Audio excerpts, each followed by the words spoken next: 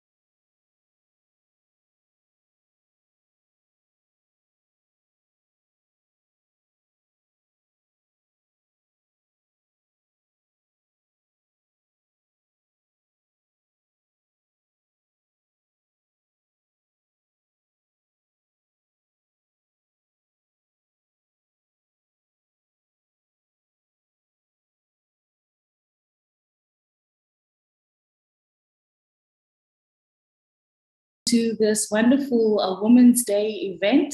We will be starting shortly. We're just dealing with a few technical issues. Thank you so much to all the speakers and everyone who's joining us here today. I'll be starting shortly.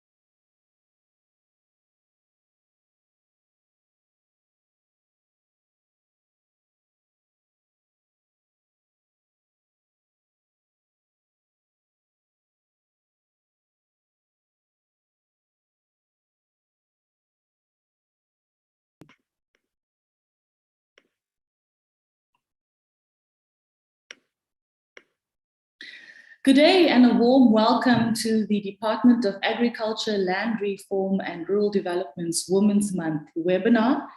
This year we celebrate Women's Month under the theme Generation Equality, Realizing Women's Rights for an Equal Future. I'm your host for today. My name is Dawn Nundu, Audience and Engagement Editor at Food For Mzansi. Now, the aim of this event is to highlight the role of women, the role women play in the agricultural sector, and specifically emphasizing their role in the entire agricultural value chain, while underlining the opportunities available for women to access in terms of land, finance, and markets. Every year in August, we pay tribute to the more than 20,000 women who marched to the Union buildings on the 9th of August, 1956, in protest against the extension of the then passed laws. This year marks 65 years since the march, and it is also marks the 26th anniversary of the Beijing Platform for Action, creating a platform for greater gender equality. Now, as we reflect on this, and in the context of the dynamic sector we work in as women in agriculture, I would like to emphasize that women in this sector play an essential role in challenging the lack of secure land tenure, development finance, and seeking greater leadership support for others to follow in the sector. Now, today's session has clear objectives. We are obviously honored to also have the Minister of Agriculture, Land Reform, and Rural Development, Thoko Didiza, here to deliver the keynote address. Our purpose is also to explain the importance of the land beneficiary selection policy, to provide a platform to reflect on the importance of the agricultural sector and food security, to explain available finance options for the agricultural sector, and to explain the importance of the Comprehensive Agricultural Support Program, or CASP as we know it. Now, we have a very inspiring speaker lineup that includes Gloria Mosito, who manages beneficiary selection and allocation for government, as well as Dr. Gemini Moeng, the Chief Director responsible for food security and agrarian reform. We're also joined by Elder Matita, the Program Manager responsible for blended finance, Dr. Mpo Maja, the Director responsible for animal health, and Funtlani Ratsitsanga, the Chief Executive of Fruit SA, who will be speaking on her organization's role in uplifting women in rural communities. We are looking forward to a fruitful engagement today and trust that you will connect with us on our various platforms to share your thoughts, questions, or comments. Just a few house rules for those connecting on Zoom. Feel free to pop your messages to any of the speakers in the chat box. And also just a request to everyone who is on the call, as speaker, please mute your mic so that you don't interfere anyone who's on the call and currently talking. We will also have a question and answer session around 12:30. And to our audience tuning in via Food For Mzansi's website and Facebook page, we will be monitoring your comments and questions there as well. So please engage by addressing any of your questions to the speakers here today. Thank you once again for joining us. And I now hand over to the Honorable Minister of Agriculture, Land Reform and Rural Development, Thoko Didiza, who will deliver the keynote address. Over to you, Minister. Thank you very much, Dawn, as our program director for this morning. Fellow panelists, senior officials in the department, our partners, which is Food For Mzansi, GCIS, Total, as well as Fruit SA. Participants in this webinar, and Osingaye, Women in Agriculture and Agribusiness. On behalf of the Ministry and Department, we would like to welcome all of you in this webinar. It is the conversation that we'd like to have with you, not only in the month of August. This coming Monday, we'll actually be having another webinar on how women can strengthen the food systems nationally and globally. We've also been having webinars where we're looking at how we can prepare women and men to actually take advantage of the market system and therefore grow for the market instead of growing and afterwards thinking of the market. I must say that though COVID has caused untold disruptions in our lives, livelihoods, as well as our economic participation, it has created the opportunities of access to communications and information technology that has made it possible for us to dialogue more often and in numbers that otherwise in physical meetings we wouldn't have been able to have. We want to appreciate, therefore, that you have given of your time to be with us today. To our partners, GCIS, Food For Mzansi, and Total SA, as well as Fruit SA, I hope we'll continue to walk this journey with you. So 2021 should not be the first and the last, but rather should be a continuous journey in working with women in agriculture. wathinta abafazi, wathinta imbokodo, basopa uzokufa. These words have continued to reverberate in our ears as an affirmation of the power of women. Women possess power in transforming their conditions and societies where they live in. The commemoration of August the 9th, 1956, serves as an affirmation of the role that women continue to play in changing our socio-economic conditions. Our celebration, therefore, and this commemoration we're having today is not only about the past, nor the role that women played in 1956, but they are about the past, the present, and the future, on how women can change the lot of society for the better. Even before the formation of the liberation movements, women were already organized and challenging policies that were inhumane, such as the past laws. If you go to literature, you can actually read what women did in the Free State in fighting against the past laws in the 1800s, late 1800s to be more specific. After the promulgation of the Native Land Act in 1913, women continued to wage struggles against land dispossession. This is reflected in a number of documents. Among these is the Women's Charter of 1954, where there was a clear clause that in that charter was dedicated on the issue of women and access to land. But we also know the role that the Transvaal Rural Action Committee, which at the time was led by Mam Lydia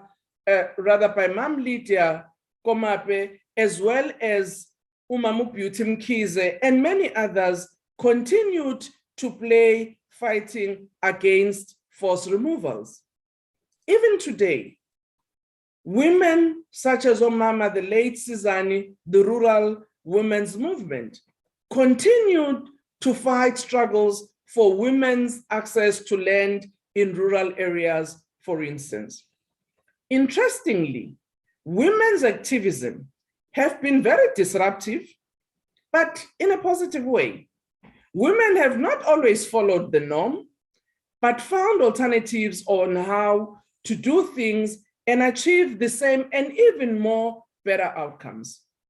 Women believe there are many alternatives in solving problems and arriving at solutions.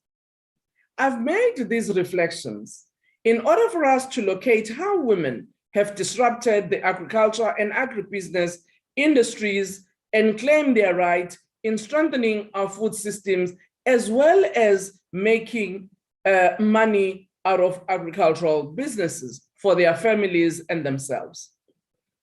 Today, I would like to honor our late Dr. Vuyo Mahlati.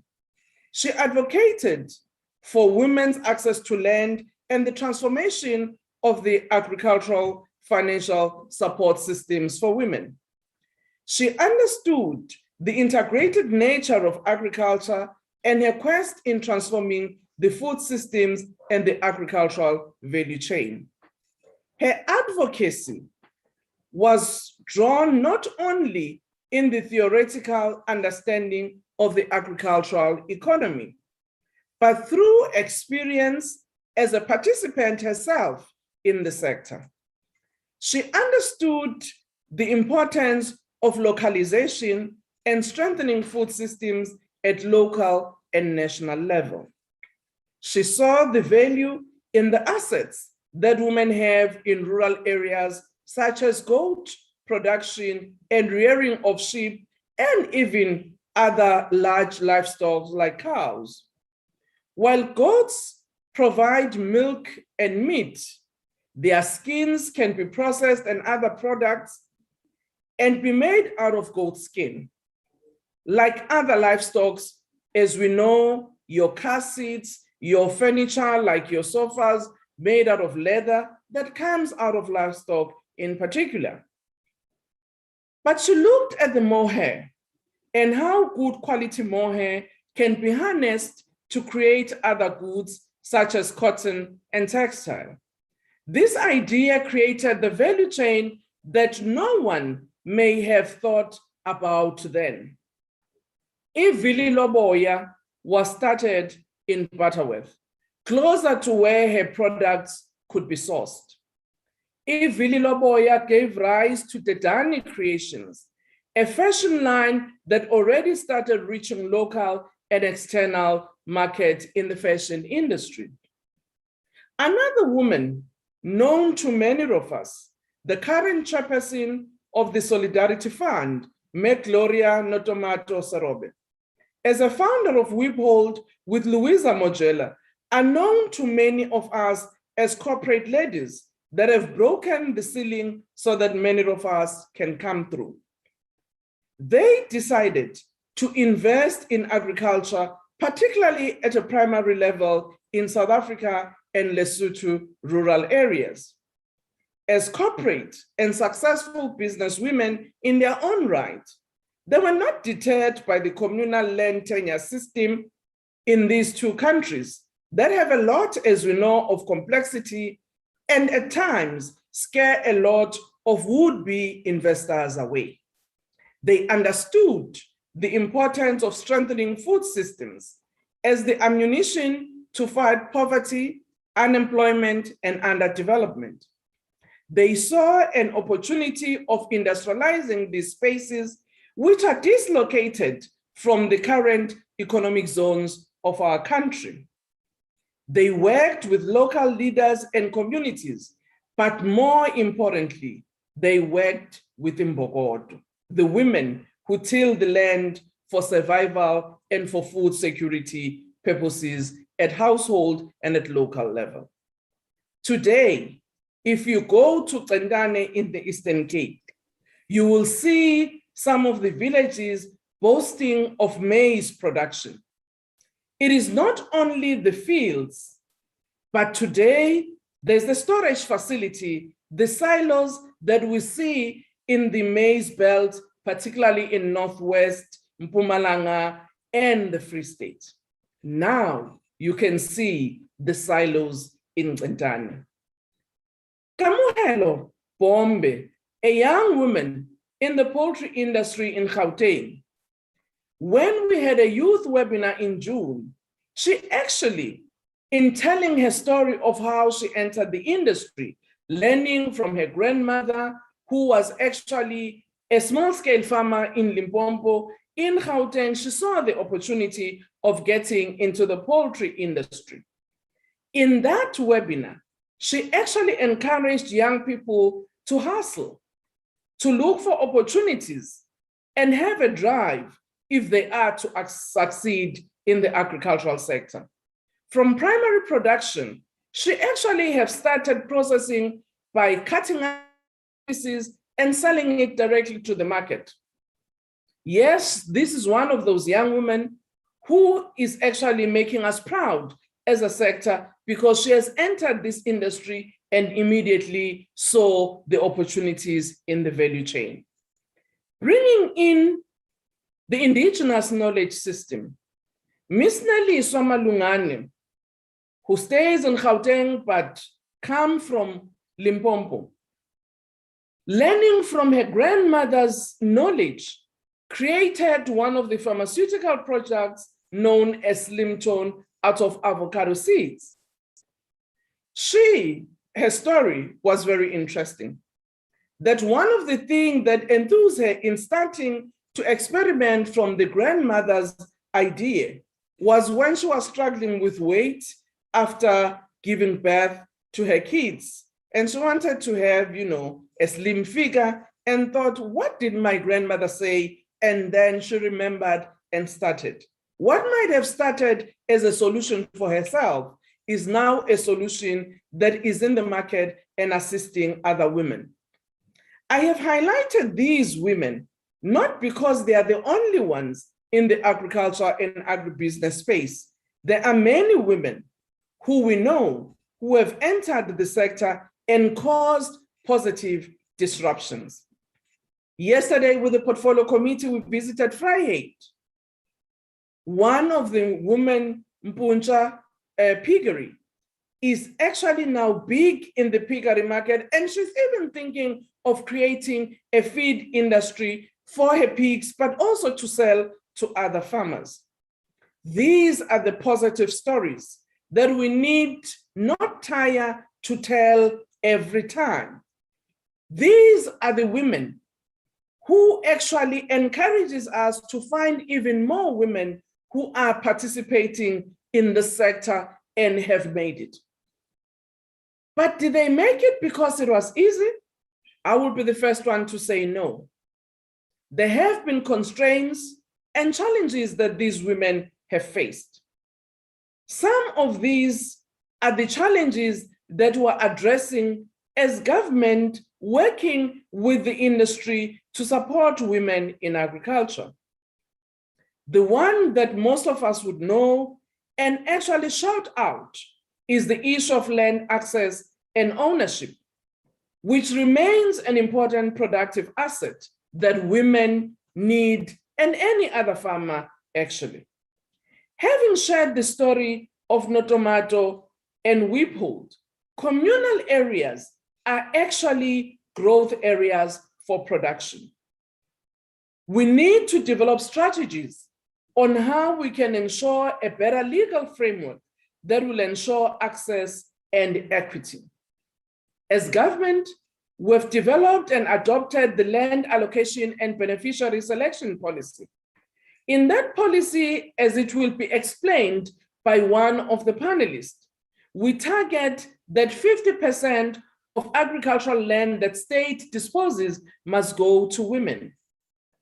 One of the challenges in the land access is actually about access to information. Where do I go to apply? That's a question that we often hear from a number of women.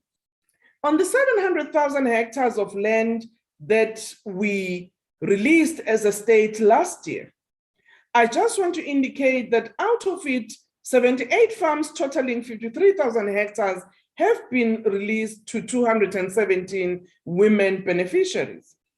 We know that some of the women will benefit through the land that has been released to communities that they've been using for a number of years, but now affirming the legal right for them to use. Are we happy about the numbers? Certainly not. These are the numbers that we continue to grow and would want to grow, because for us, women remain the bedrock of strengthening our food systems at local level. Other constraints that women have faced, even the ones that I've mentioned, it's access to financial services, which is affordable, particularly for the sector such as ours. And a majority of them will tell you how they struggle for production credit in our development financial institutions as well as our commercial banks. The third area is extension and advisory services, who are actually not enough to be able to support the many farmers that we have in this country, particularly smallholder farmers. The issue of access to markets is another area of concern that majority of women will actually raise as a constraint. Technology and digitization is another area. We do have the Agricultural Research Council that supports us with new technologies for varieties that we need so that we can be on the cutting edge. But how do we harness this information, particularly for women and in the language that they would understand? As we know that as the country and globally, there is a change and the demand of technology, access, and digitization, how do we ensure that we also use this to deal with the climate challenge that we face globally? Tools of trade, you will hear this as a question that women will ask. I would have been able to be this far if I had a tractor, if I had a plow, if I had a planter. So the tools of trade are important for the production for women in particular, like any other farmers, of course. But how do we make sure that we target women in terms of the support. We've started our food support production unit, our FSPSU, but they're not yet accessible to women. And these are the disruptions positively we must cause. The issue of information on the sector generally and the understanding of the value chains and areas of entry becomes important. What then have we done in addressing some of these? I'll just mention one. I've mentioned the land issue on what we're doing around it. The other panelists will share with you in detail what we're doing on issues of financing in particular. We have started women in agro-processing and agribusiness. Through this program, we want to expand women's knowledge and entry into the agribusiness sector. We're doing this in order to ensure that we also look at support mechanisms for women in the agribusiness area. A majority of us seated here believe that in agriculture is through of land. Yes, when it comes to primary production, this is important. But entry in the industry as a whole can be achieved through our participation at various levels. For instance, we can source commodities from those who produce for processing. Like one of the ladies, a former teacher in Limpopo who processed beetroot and is now competing actually with one of the known brand, the Cool brand in the spa shops in Limpopo and Mpumalanga. The other area is in the logistics. The movement of goods from farm to the market is another area that is an entry point which women need to look at. It doesn't mean that if you want to be in the agricultural sector, you only need to be a farmer, but you can actually be in the logistics industry. You can be in the distribution centers. You can also participate in the cold storage and grain storage facilities. So in looking at this area of agribusiness and agro-processing, these are the issues that we would want to actually entice women to participate in, but also to look at how we unblock certain issues that are there. We're currently working on the agriculture and agribusiness master plan, and would want to make sure that the issue of gender parity is actually ingrained in the master plan, because we know that women are part and parcel of our society, of our economies, and of our entire livelihoods. And therefore, if we leave women behind, our society will not progress. It is for this reason we participate in the generation equality globally, because we believe that we need to have an egalitarian society where men and women are actually equal in our society, both in terms of participation and even in opportunities that are created and that present themselves in. So today, as we engage with you, we want to hear your views on how better can we support you as women in this sector so that you can thrive. Thank you very much, Dawn. And I'm sure in Food For Mzansi, you'll be able to make a platform where every week you give a story about one successful woman in the agricultural industry, because in that way, we are profiling what women can do, but we're also encouraging many to enter the sector. Thank you very much. Thank you so much, Minister Thoko Didiza. And I must say that at Food For Mzansi, we champion women in agriculture. And it's a big part of our content strategy and the stories that we share on a daily basis on Food For Mzansi.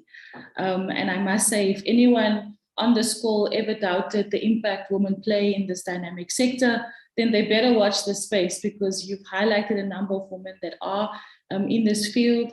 And I know that there are more than 500 participants on this call and tuning in from the website that are as passionate and as dynamic as the woman that you have just referred to. We are looking forward to thrashing out all the aspects that you've highlighted this morning, especially around accessing land and finance, markets and information, and especially information in the language that women can actually understand. We're also looking forward to highlighting how women farmers can adapt to new innovation and mechanization.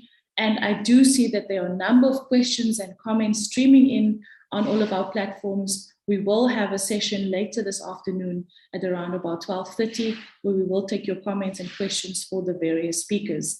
In the interest of time, I now call on Ms. Gloria Mosito, she's the manager and responsible for beneficiary selection and allocation policy in the department, and she will share with the participant today government's land reform program, specifically focusing on the beneficiary selection and land allocation policy. Thank you once again, Minister, and now over to you, Ms. Gloria.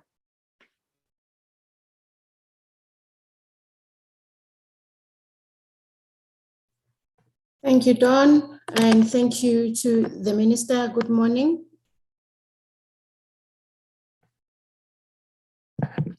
Am I audible? Can everybody hear me? Yes, you are audible and you're welcome to share your presentation, Ms. Mosito. All right, thank you. Can you see it from the side? Yes, we can see your presentation. You can go ahead with your slideshow, and we are very happy to have you here. All right, thank you so much, Dawn. While listening to the Minister's keynote speech, I also went through the comments on the side, Dawn, and I noticed how many people are actually interested in how to get access to land and how to address landlessness throughout the country. And I'm happy to be presenting to this panel the beneficiary selection and land allocation policy, which was approved in December 2020, and which we are happy as a department to actually give word out there and let the people out there know how much the department is doing to ensure that women, the youth, and the people with disability, living with disabilities out there are gaining equitable access to land through this particular policy. Thank you so much once again. My name is Gloria Mosito. I'm going to be going straight into the presentation. This is just a brief outline of what my presentation entails. I promise it's not going to be long, although it's very packed with detailed information on what women are mostly interested in, especially in regards to access to land. This policy was formulated on the backdrop of the white paper on for South African land policy of 1997, which stated that the purpose of land redistribution program is to provide the poor with land for residential and productive purposes in order to improve their livelihoods.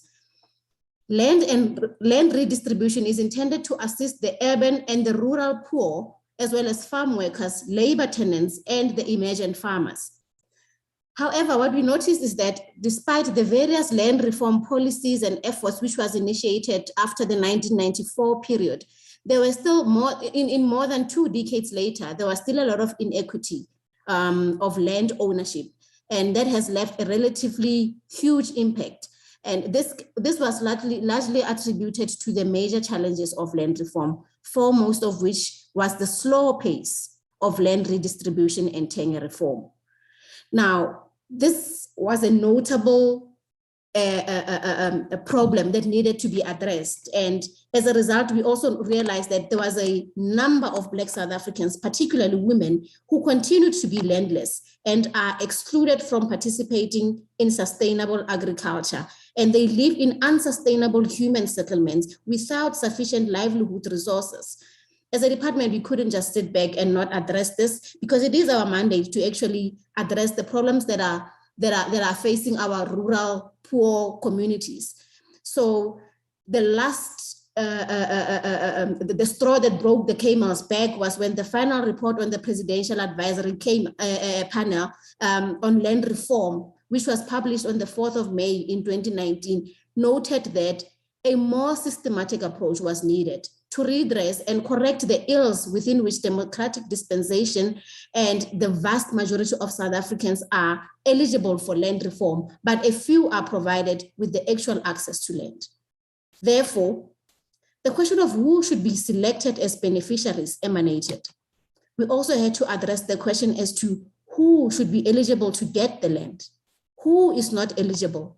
And of central importance, we had to also identify that there is a need to specify in the policy who or how the scarce resources are going to be rationed and spread across the competing needs, how the beneficiary selection from a pool of applicants was going to be decided upon.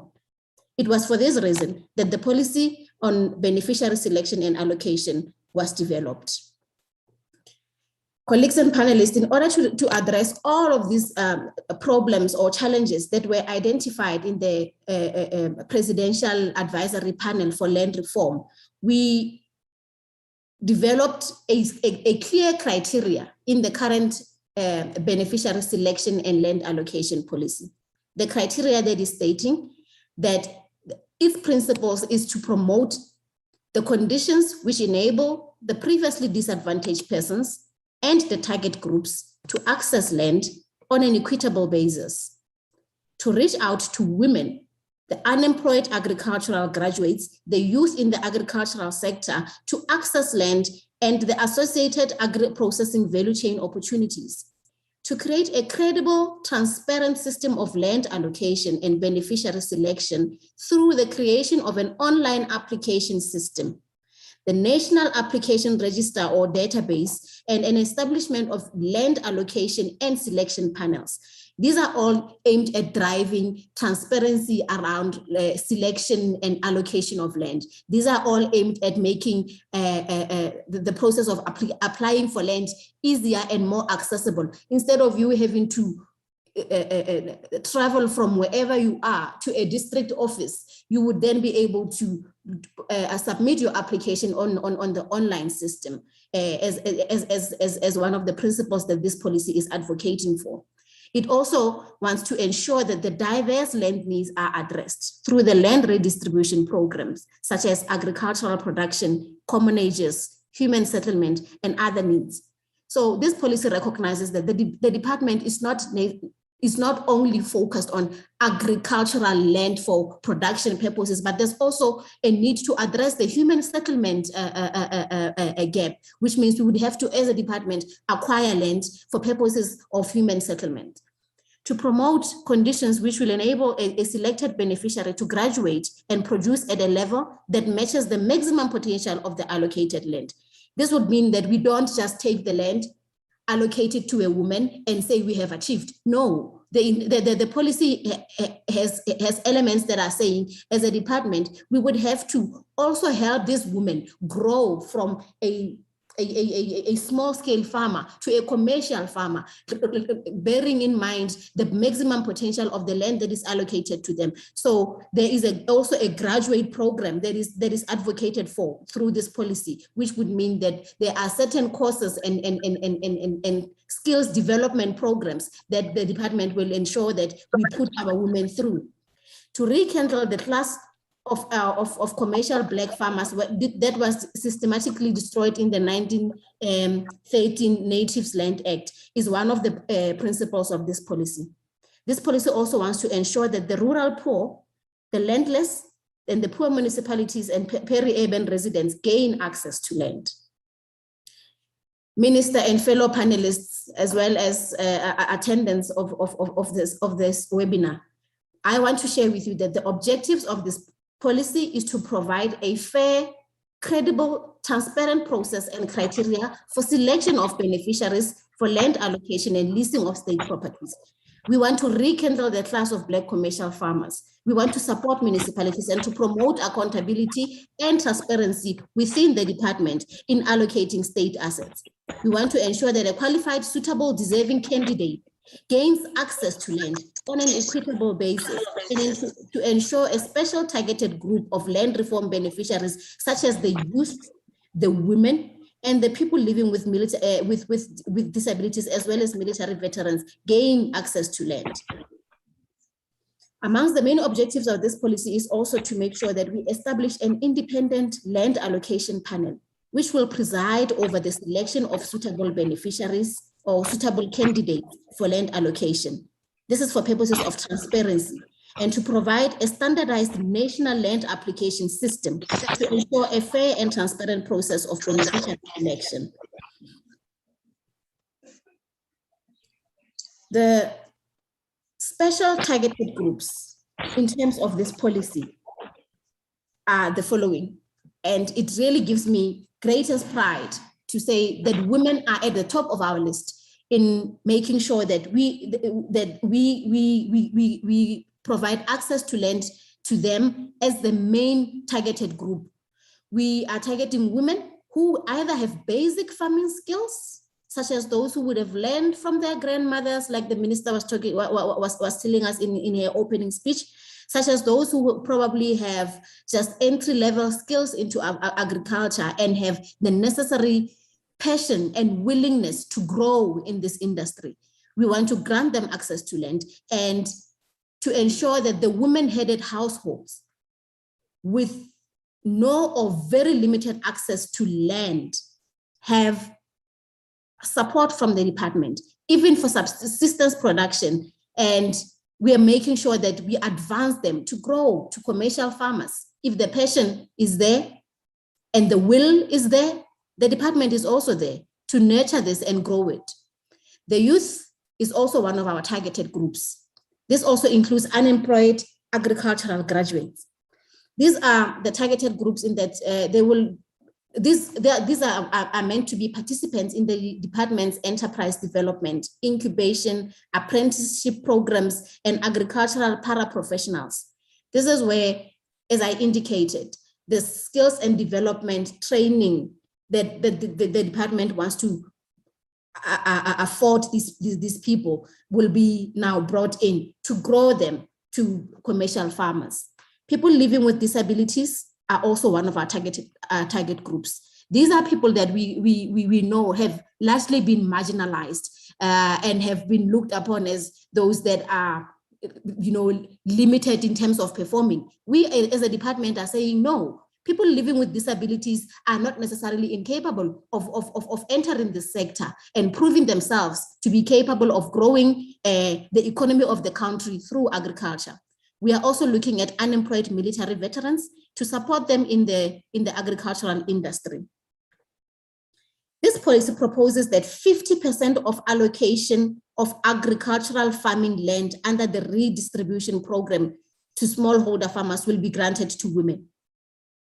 40% will be granted to the youth, and 10% will be granted to the people living with disabilities. The eligibility criteria for you to qualify is as follows. We are looking at previously disadvantaged South African citizens. Obviously, you would have to be 18 and above. We are looking at women, youth, and persons living with disabilities as indicated, qualifying unemployed military veterans. We are looking at a natural or a juristic person. This means you can also come in as a group of women who have formed yourself into either a cooperative, a company, or any type of juristic person, and you have the necessary passion, the necessary elementary skill, then you apply for access to land. We grant you access to land, we grant you the necessary support system for you to grow. This policy also ensures that spouses to public servants are allowed to apply for access to land, and former public servants who have successfully served a cooling off period of 24 months, politicians holding public office who have successfully served a cooling off period of 12 months, and communal farmers and township dwellers, as well as state land residents and individuals. We are excluding the following people. This policy is not going to benefit previously advantaged citizens, non-South African citizens, current and previous beneficiaries of the land redistribution programs, farmers or individuals or legal entities that are currently leasing estate property, current public servants, politicians holding public office who cooling period of 12 months. The land is going to be advertised through print media, regional radio stations in order to reach as many people as possible and to ensure transparency and equitable public process to eradicate any form of fraud, nepotism, or favoritism. There are going to be provincial panel selection panels, which will facilitate the site inspection, the shortlisting, the conduct, and they will conduct interviews and recommend the applicants for allocation of farms to the national panel. The national panel will then consider recommendations from the provincial panel and make recommendations to the department approving authority for final decision.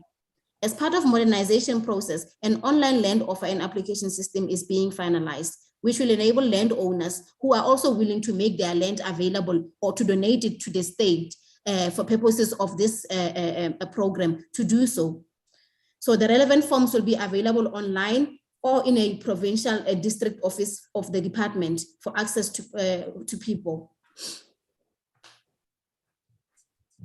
The current implementation of this policy or of these views of the department in the previous financial year is that the department is aligning itself to a gender response planning guides, and the beneficiary selection and land allocation policy is targeted to allocate 11,987 hectares to females across the country under the land redistribution program. In the end, a total of 56,869 hectares were allocated to different categories, of which 34,156 hectares, which translates to 60%, were allocated to 34 women, at an average of about 1,000 hectares per female. These are our achievements in the financial year of 2020-2021. For land tenure reform purposes, the department managed to acquire 7,127 hectares for this financial year period, which we benefited a total of 450 individuals, of which 238 were women. In the current financial year, there are also 1,636 hectares already transferred to 6 labor tenant families with a total of 97 beneficiaries under the land tenure reform. From the 97 beneficiaries, there are 42 females. This is just a brief outline of the achievements spread through the provinces. Now, mainstreaming of women is already part of the approved annual performance plan. 50% of land is targeted to be located under the land redistribution of program of 2021-2022. Some of the farms that are acquired under the land redistribution program are deliberately acquired for allocation to women. The adverts for allocation are explicit that only women are allowed to apply. The department is in the process of calling for nominations of people who are to serve on provincial and land allocation panels, and women shall be included to serve in these panels. A limited number of applications from prioritized categories is received from women. These are now the challenges that we are experiencing on the ground, which I would really like to call upon the attendance of this webinar to really try and do their best to help us achieve what we are targeting, because if we are targeting women and we don't get applications from women, it becomes difficult to achieve. We are currently getting a limited number of applications from the prioritized categories that are indicated, which are women, youth, and people with disabilities. We call upon to get more of these applications. We are getting invasion of farms where land has been advertised for allocation. For example, approximately 9 farms were invaded in the Northwest through an orchestrated plan just immediately after it was advertised. Then it becomes difficult to start with the allocation process, because for you to allocate a person there, while you know that there are invaders, you are basically putting the life of that person at risk. Especially if it is a woman, it means you need to do the necessary process to remove the invaders before you can get the allocated women onto that farm. The other problems we are experiencing is poor quality business proposals from applicants. this calls upon us as women to really, try and take serious the opportunities that we are being granted and draft credible business proposals that are going to be impressive and that are going to show that we do have the passion to getting into the business that we are proposing to get into. Some applicants are also uncomfortable providing their bank statements with the personal information to the department, which is required, because then it will help us to see that you have capacity to utilize the farm effectively. Branding certificates are mostly belonging to the men. A woman would bring in and say, I've got a certain number of cattle. When we ask for a branding certificate, the branding certificate is registered in the name of a man. So you realize that because of the patriarchal background that our society has had, women do not have their own, have not taken ownership of their own, branding certificate and stock. We call upon women to actually register their own branding certificates and bring in their own, documents when they are applying for land, for access to land under the land reform program.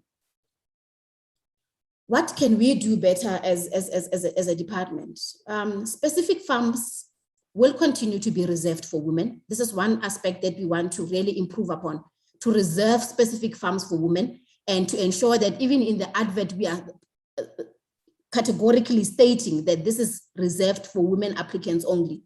Women will be assisted through the provincial departments of agriculture to compile credible business plan in order to qualify for category 3 commercial farms. Beneficiary selection process will run concurrently with the land acquisition process so that farms are immediately occupied upon acquisition to avoid invaders.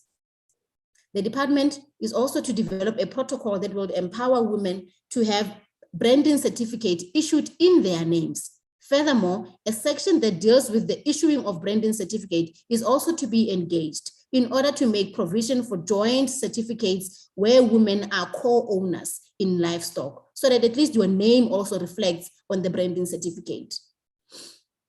The department will also ensure that the branches that deal with enterprise development and cooperatives assist women to formalize their farming operations so that financial records that can be in the names of the farming enterprise and not individual names will minimize the reluctance to disclose personal bank statements as proof of ability or capacity to operate farms when an application is being submitted.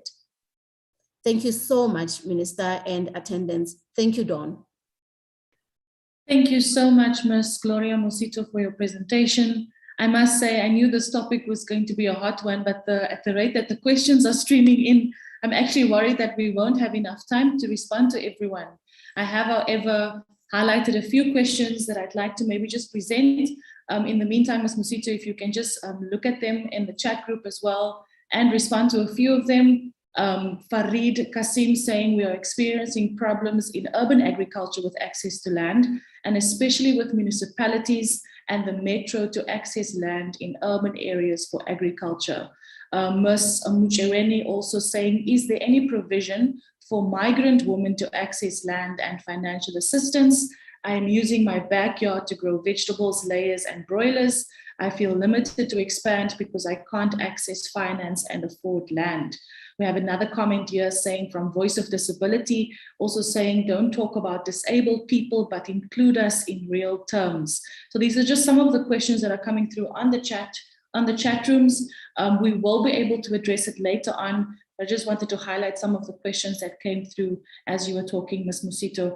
In the interest of time, I know we are rushing things, but please bear with us. We would like to just finish all the presentations and then we will engage further. I now call upon our next presenter, who is Ms. Elder Mziza, sorry for my pronunciation there. She is the program manager responsible for blended finance, cost, and the Ilama Litama within the department.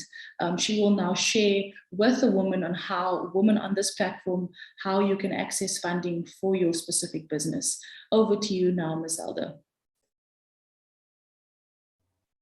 Thank you, Program Director. Good morning, Minister. Good morning, panelists and all dignitaries women in attendance.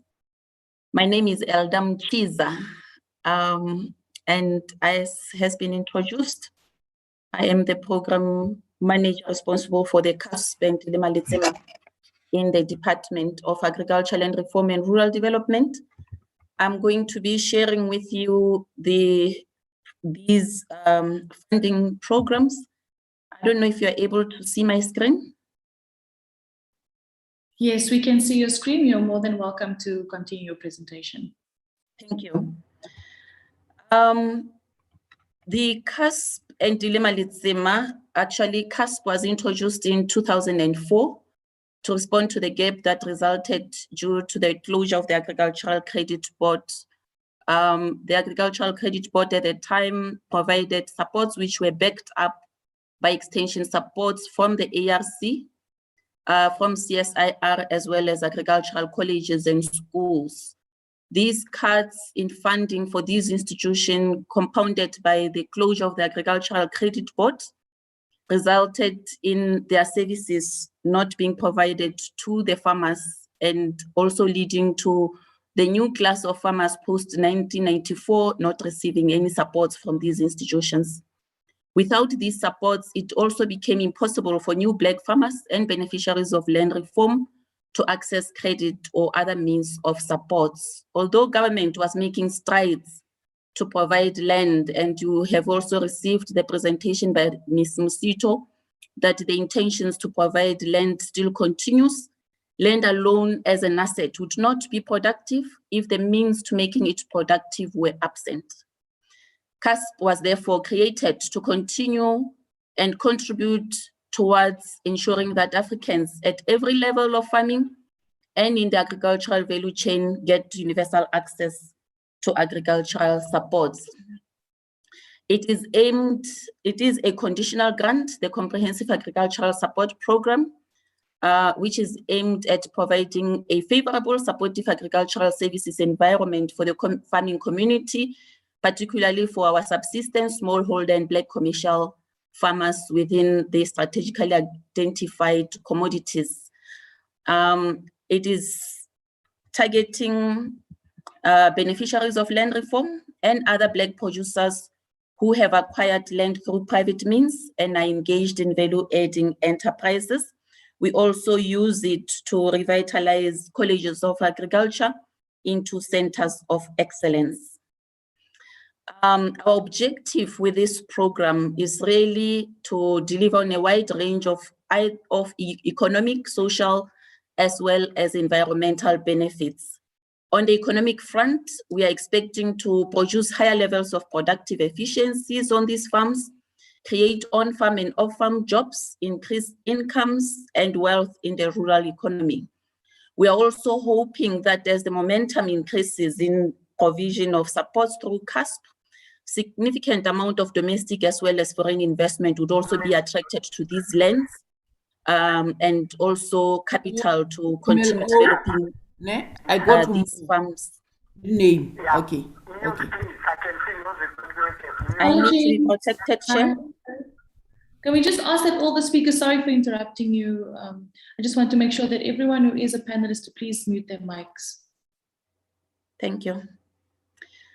On the social benefits, we are also hoping that CASP would contribute to household and national food security as food production increases at both household and national level, resulting in significant reduction in poverty, improving living standards also in rural communities. As a result, the issues around crime, violence, and political instability would then be eradicated through self-reliant, self-feeding households.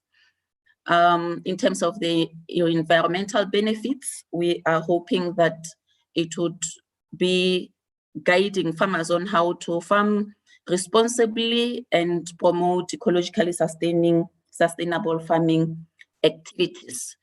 We deliver this program through 6 pillars.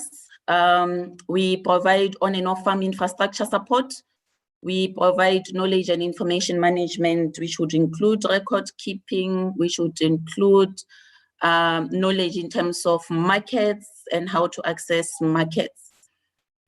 We also provide technical and advisory services where we strengthen extension support. We do farmer training and capacity building. We also provide market and business development support. The sixth pillar was branded as Mafisa, and it was delivered through intermediaries to ensure that smallholder producers in particular access microfinance scheme.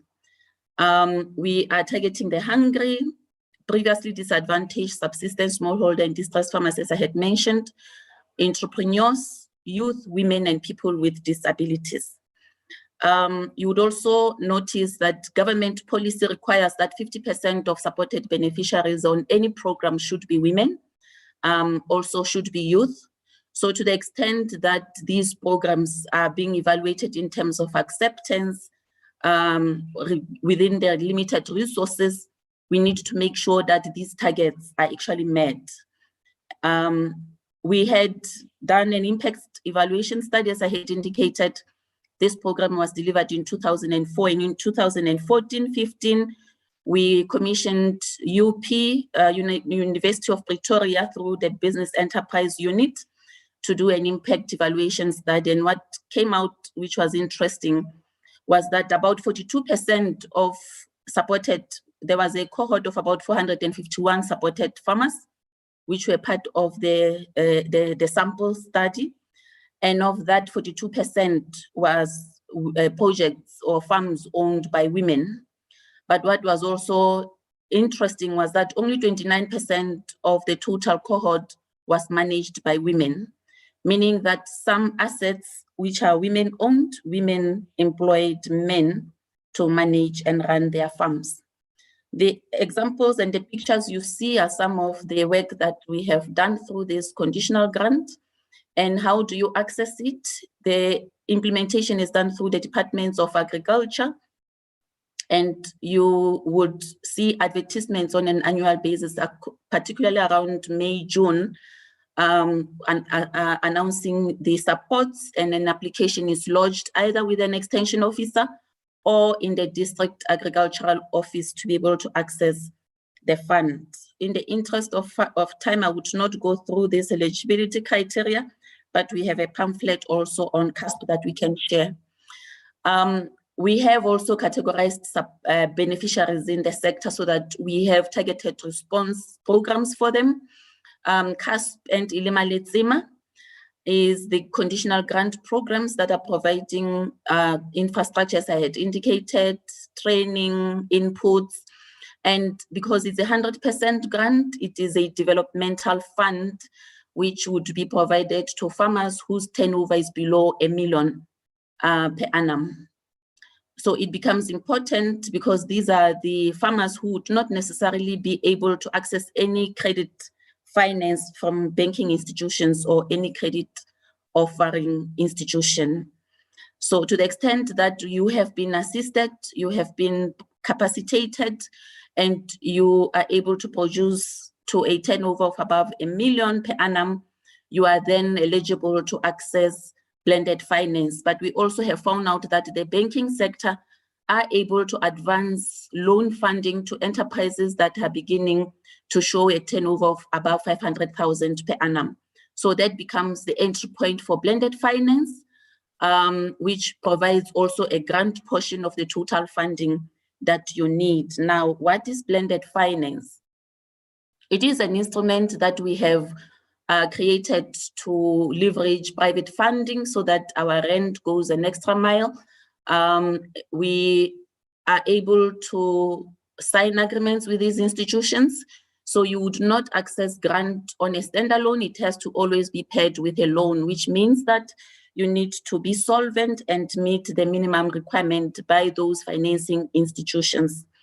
Because the grant does not have any financial returns expected, you are also expected to abide by some of the terms and conditions in ensuring that you apply the funds for the purposes they were intended for, and where land has been acquired through this blended finance, you do not have the latitude to sell land on your own without the permission of the state or first right of refusal by the state.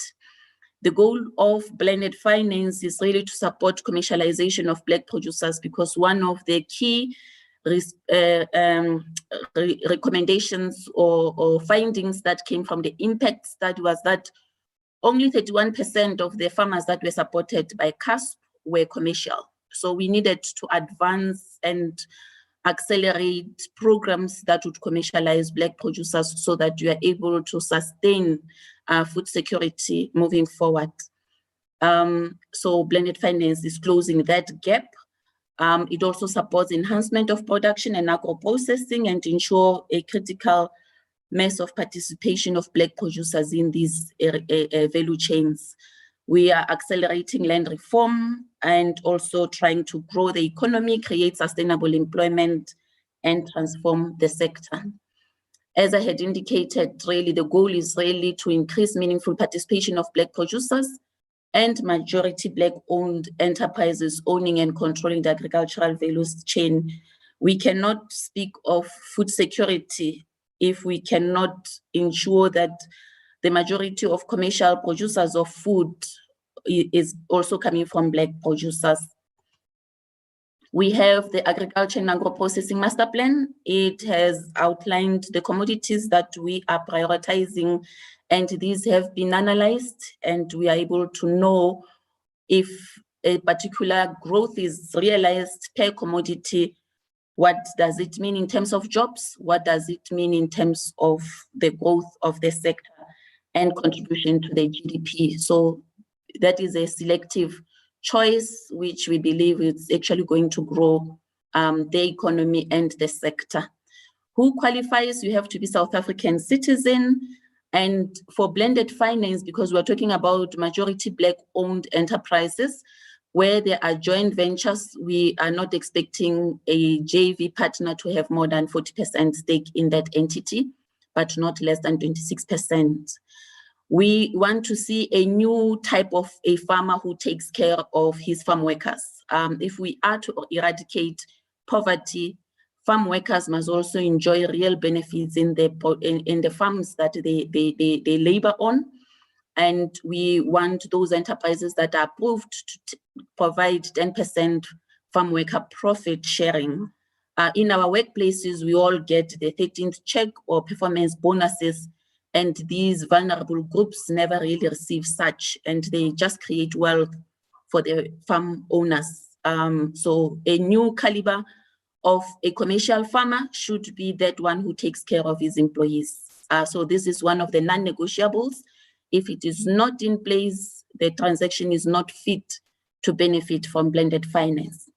With regard to youth, women, and people with disabilities, I have already indicated, and you'll see with the scorecard what the percentages are for a transaction to be recognized as Black or as women-owned, as it were.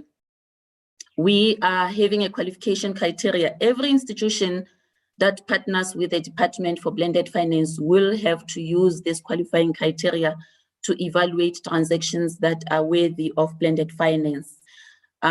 We are looking at sustainability, so they have to be commercially viable transactions or business plans. We are looking at sector focus. They have to be focusing on the commodities we have prioritized. We have included forestry and aquaculture as sectors that would also accelerate land reform and also grow the agricultural sector as well. There has to be geographical spread. It cannot be concentrated in one province. We are looking at startups, expansions, greenfields, brownfields, as well as acquisitions. Due diligence would be the responsibility of financing institutions. So if you do not pass the due diligence phase, your transaction would not be supported. And when it is rejected by the bank, they would inform us so that we throw it into the pool of conditional grants for the gaps that has been identified to be closed, because we are sitting on land that still needs to be developed. This is the scorecard I spoke about. You'll see that if a transaction is not 50% owned by women, that transaction cannot be counted as women-owned transactions. We do get transactions where women have 30%, 26%, 40%. That transaction would be classified as male-owned. And for our reports, any transaction that we say it is women-owned is either 50% or above. The same with youth. If it is not 50% owned by youth, it is not youth owned. If it is not 6% owned by people with disabilities, it is not owned by people with disabilities. So we cannot report it under such category. And when the gaps are identified, we would then be able to know what to address with the financing institution that is partnering with the department to meet those targets. With regard to the grant gliding scale, I have indicated that a portion of the fund would be a grant. We have caps which we have tried to align to the draft policy on comprehensive producer support. On the scorecard, you'll see that you have at least 50 points. I'm not going to go through them in the interest of time, but this information is available in our pamphlet, which we can also share this presentation to those who are interested in applying for blended finance. For smallholder producers, for production support, we would give up to a maximum of 5 million in grant funding, and for land acquisition, 10 million in grant funding.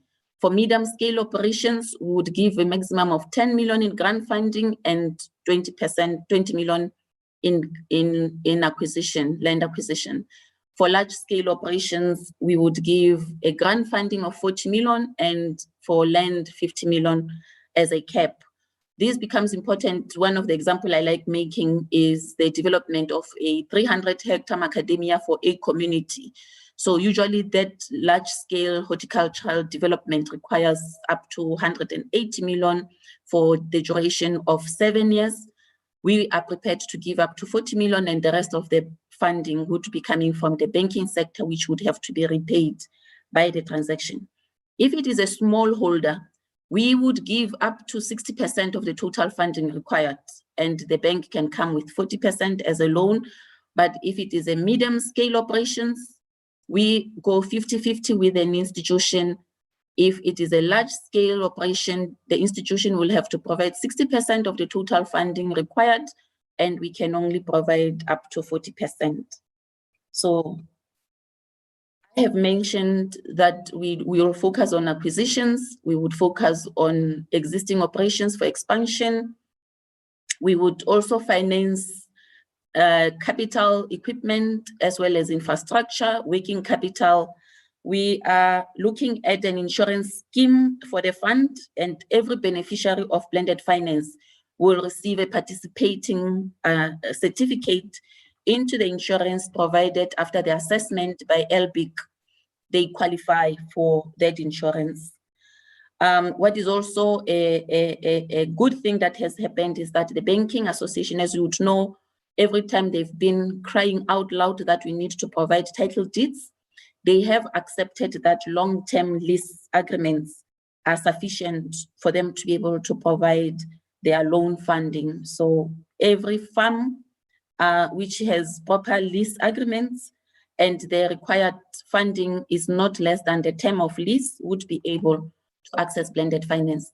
Minister announced and relaunched the blended finance scheme and announced the trailblazer as the IDC. So currently we have a signed agreement. IDC has already started receiving, and they have about 27 transactions they have received, which have passed through their first phase of assessment. What does IDC focus on? It is large scale support. It would not change its mandate for blended finance. That is why it becomes important that we must bring on board your land banks, your APSAs, and the other big banks who have already sent letters of expression. We are busy with concluding the bilateral agreements with them.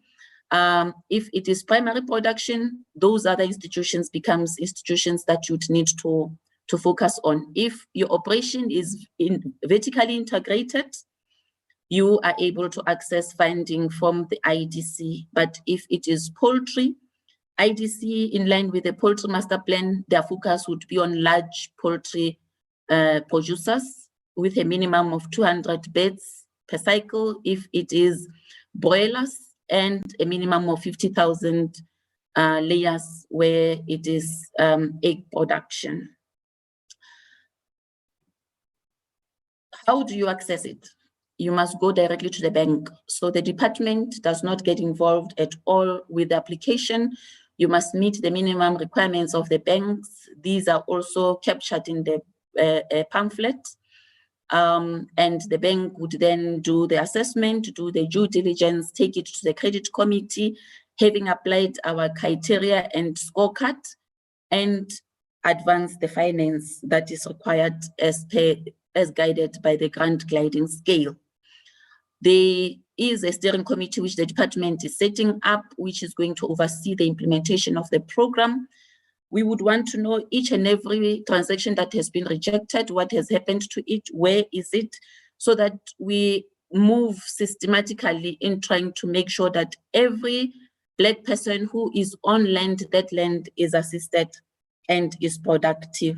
And this is really our wish. The only thing that would limit us would be the resources, as we all know.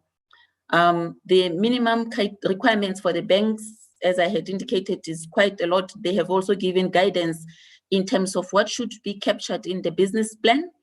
But what is important is that any transaction that approaches the bank should at least have been in business for 2 years within the agricultural sector.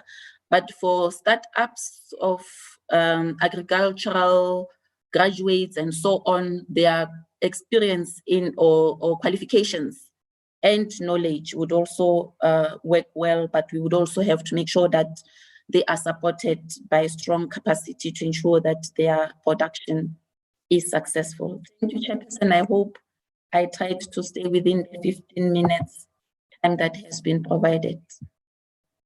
Thank you so much for your presentation, very detailed presentation. I also just want to note that we will be accessing, you will be able to access all of these presentations on the department's database and website, and that will be made available later today. Thank you so much once again to this presenter. We look forward to engaging with the questions that have been coming through, and also just a warm welcome to our new Deputy Minister, Zoleka Kapa, who's also just joined us on this call. I do have a few questions that I just want to highlight. As you were talking, Ms. Matsiza, there's one that came here from Beverly Farmer saying blended finance exists only on paper and not in reality. Lydia Moheng saying COVID-19 has messed up a lot of our credit worthiness of a lot of small businesses. How does agriculture assist when one is really interested in food security, but you're not credit worthy or the business is not doing so well? We are aware of the impact that COVID has had on many small businesses and many small farmers within the country and the rest of the world. Zandi Mataki, who's saying it's virtually impossible to access funding for acquisition of farms. I have attempted to get assistance from the department since 1995 till today, even at times when I had documentation from farmers willing to sell and mentor me. The department says that they cannot offer farms to people that are not on their database. The person is saying the minister means well, but the challenge is on delivery. In the interest of time, I know that we are rushing through all the presentations and that you have so many questions that you want us to answer, but I will now like to call on our next speaker. Thank you so much for the last speaker. I'd now like to call on our next speaker to join us. It is, just pulling up my notes, apologies. We'll now call on Dr. Jemina Moheng, the Chief Director responsible for the food security and agrarian reform within the department. She will now share with the people on this call the importance of food security for our country and its impact on their livelihoods. Welcome, Doctor, and over to you with your presentation. Thank you very much, Dawn. I'm hoping I can be allowed the opportunity to share. Yes. I'm going to talk on the importance of food security amidst this webinar, which is around the role of women in agriculture. I have been requested to quickly touch base on that, and I will try, as per the other speakers, to stick around the time allocated. And Chair, I can't seem to have my video on, but it's fine. We'll give you access to that now, Doctor. We'll sort that out in the background. In the meantime, you continue with your. But I will continue in the meantime. Yes, thank you so much for the opportunity provided, and I would like to indicate that the presentation outline is as follows, and it will be dealt with in the entire presentation, where in food security is defined up to the availability, the involvement of households in agriculture and the impact thereof, as well as nutrition aspects that relate to what Minister also touched upon. I was listening so attentively on the trick by the grandmother, but we couldn't get it because we all want to maintain some weight. Quickly, and thank you very much, Program Director, for the opportunity. And thank you, Honorable Minister, and then Honorable Deputy Minister, welcome. The Deputy Minister, if they're all here. Women present here, you are important and all protocol observed. Thank you for the opportunity. In terms of food security, the definition is what we all know, that it's a state where all people at all times have physical, social and economic access to food, to sufficient, safe and nutritious food to meet their dietary needs and food preferences for an active, healthy life. That's what matters. That do people get the type of food that would meet their dietary requirements, or people just eat even energy dense food just to fill their stomachs? That's what matters. And again, food security helps to enhance the productivity and consecutively the food production thereof. It can also assist in providing opportunities for income generation. Now, it's a complex and a multifaceted concept which is outlined in terms of these 4 pillars, which are in terms of quantity, food availability, and food access. In terms of food availability, how much food is there? And in terms of access, can we afford the food that is available for us? And is it in the manner of our preferences? And again, we would be knowing that there is also the aspect of grants there that our communities depend entirely or mostly on, with around 17.9 million people receiving those. Again, in terms of quality, the stability thereof, is it stable? Is it available when we want it? And again, do we have nutritional value out of our food that we eat? Is it safe? And my colleague that will speak after me now will be talking to that aspects of food safety and aspects of biosecurity and biosafety. Now, in terms of availability as a country, we are fine. We have been blessed because we have achieved bumper harvests in succession, wherein in this seasonal period, we're expecting over 16 million tons of maize, which is our staple as a country. And this is almost over 795,000 tons, more than the previous season's 15.3 million tons. So this is one of the second largest or the largest crop maize that we have ever harvested as a country. And again, we have enough to meet our demands and even feed markets that are supply markets that are neighboring to us. And this is all due to, amongst others, favorable weather conditions. And in terms of food access, we have Statistics SA, which does these general household surveys at a national level.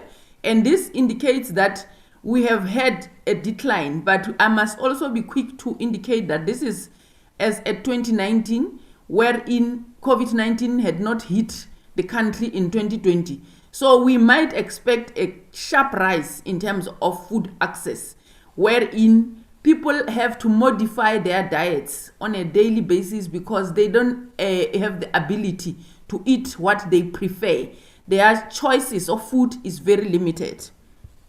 Now, the reasons thereon continue to say the households get affected because we still see around 12.3% of households in Mpumalanga that are affected by the aspects of food access, and followed by Northern Cape. This is funny because Limpopo continuously, in and year out, have a lower ability in terms, have a good ability in terms of adequate access to food as compared to the rest of the provinces, including the country average. Now, this is the reason why Limpopo continues. If you look at the percentage of households that are involved in agricultural activities by province, you can see Limpopo there leading at 38.2%, followed by the Eastern Cape. And these are far above the average of the country, which is about 15.3% involvement of households in agriculture. And this has been persistent in terms of this engagement in agricultural activities. We still also note the hunger, and that affects households and persons. There is a clear target by the department to say, in this current MTSF, we would want to remove the households that are standing at 10.3% to 5.7% by 2024. This is a targeted intervention which I will speak to in later slides that follow from here.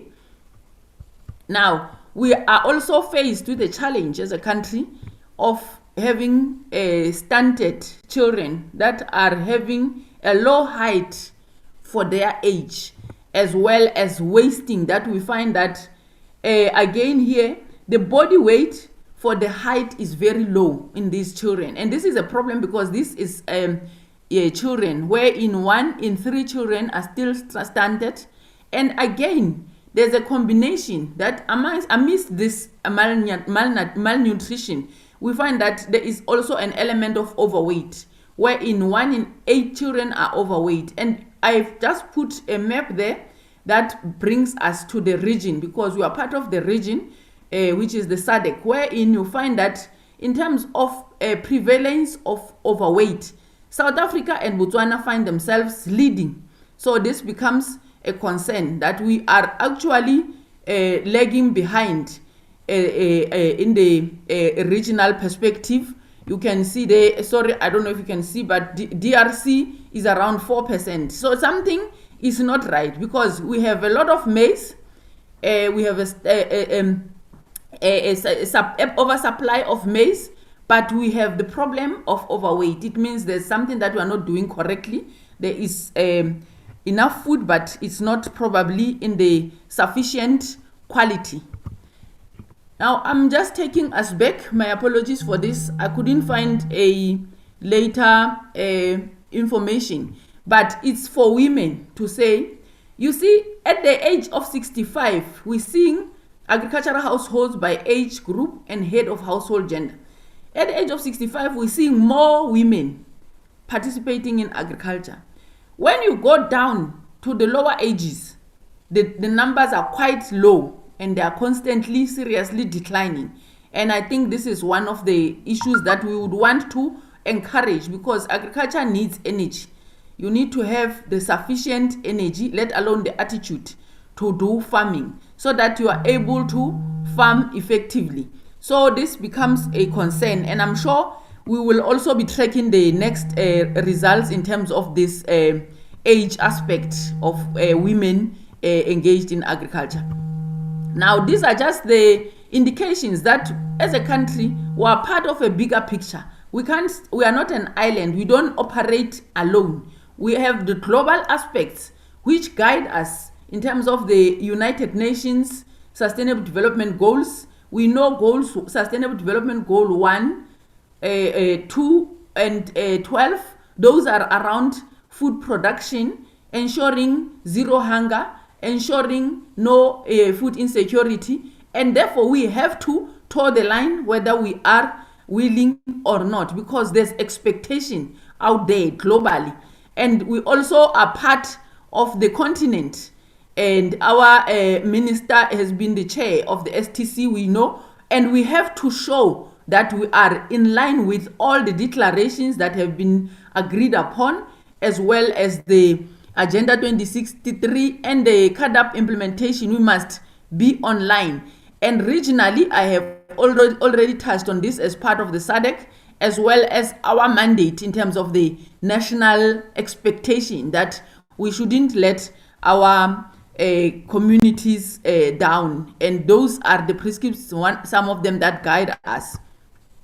Now, I was saying I was going to talk to the plan which the country has towards ensuring that we are able to fulfill the mandate of ensuring that it's not only food that we are secure in, but we are also nutritionally secure. Therefore, we have this plan which is around 2018 to 2023 and is being implemented with all the departments that I will be showing just in my next slide, that wants to ensure that there is optimal food security and enhanced nutrition in the country. And not just food, but the nutritional status thereof. Because in my previous slide, I showed the aspect of wasting, stunting, obesity, overweight, and we are having a problem, though we're having sufficient supplies of food. And then we would want to implement this plan, which is anchored on 6 strategic objectives, which are implemented, as I said in my earlier slide, that food security is a multi-stakeholder and multifaceted aspect. We will not be able to pull that alone. Hence, the need for women participation, men participation, youth participation in terms of ensuring that food is available in sufficient quantities and in the required nutritional status. Now, the National Food and Nutrition Security Plan is led by the DPME in the presidency. And here we see a Food and Nutrition Security Council that will oversee in the country how we want to handle aspects of food insecurity. And as I have said, how do we report to those structures, that be it globally or continentally or regionally, that are expecting us as a country to really lead. And we also have us as the Department of Agriculture, Land Reform and Rural Development, wherein we are leading in the establishment of inclusive local food value chains to support access to nutritious and affordable food. You will note the local food value chains, wherein we are saying let food be accessible at the local level. So ladies, produce at where you are.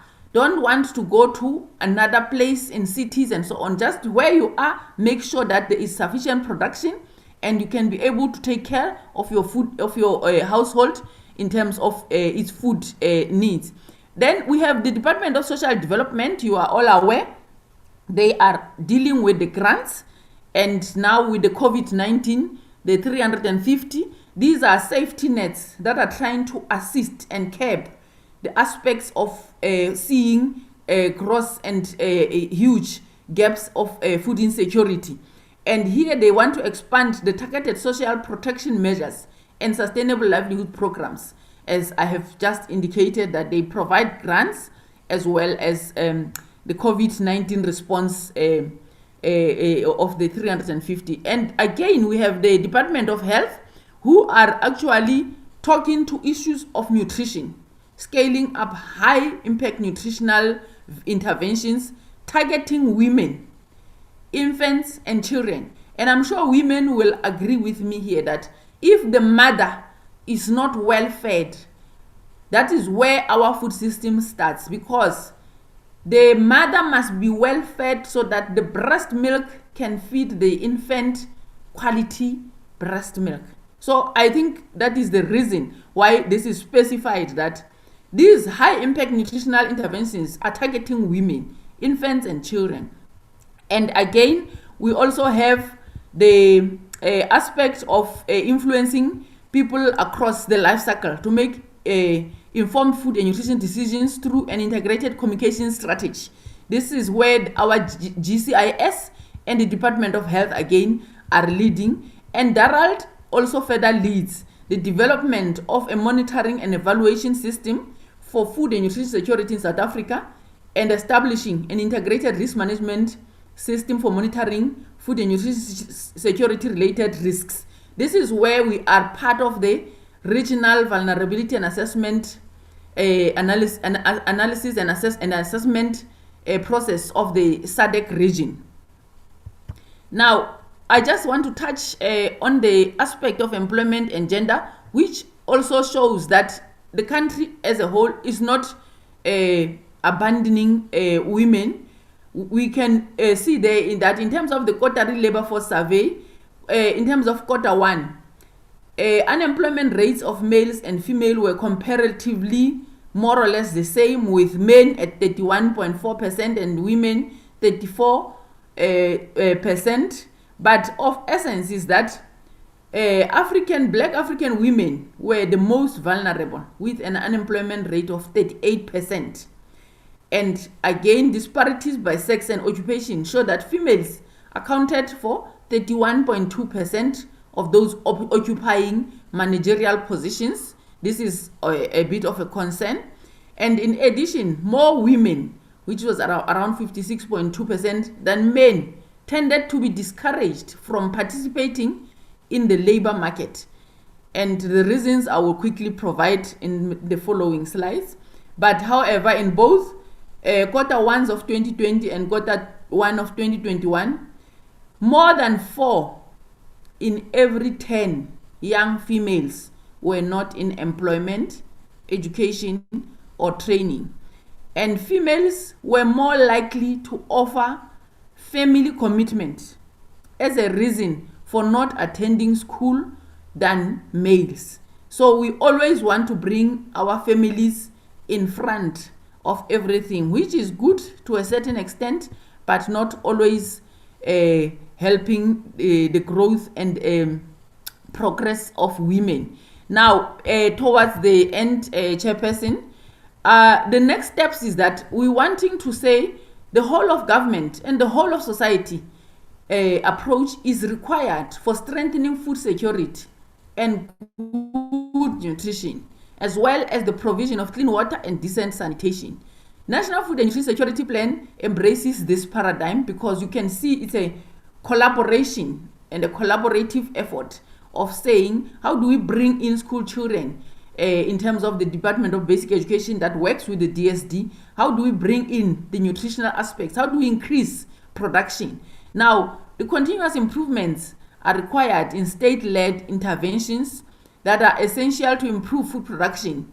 Memchiza is just presented on the opportunities there, and I won't read through all of these, that we need to support this household food production. We need to support small-scale farmers at all levels, be it subsistence, be it smallholder. Again, the aspect of socio-behavioral interventions should be strengthened. Now I'm speaking on behalf of my colleagues of health, that they're even having a breastfeeding week this week, that we need to support and encourage breastfeeding, and we need to also have the complementary feeding and nutrition education and counseling, as well as improving hygiene practices.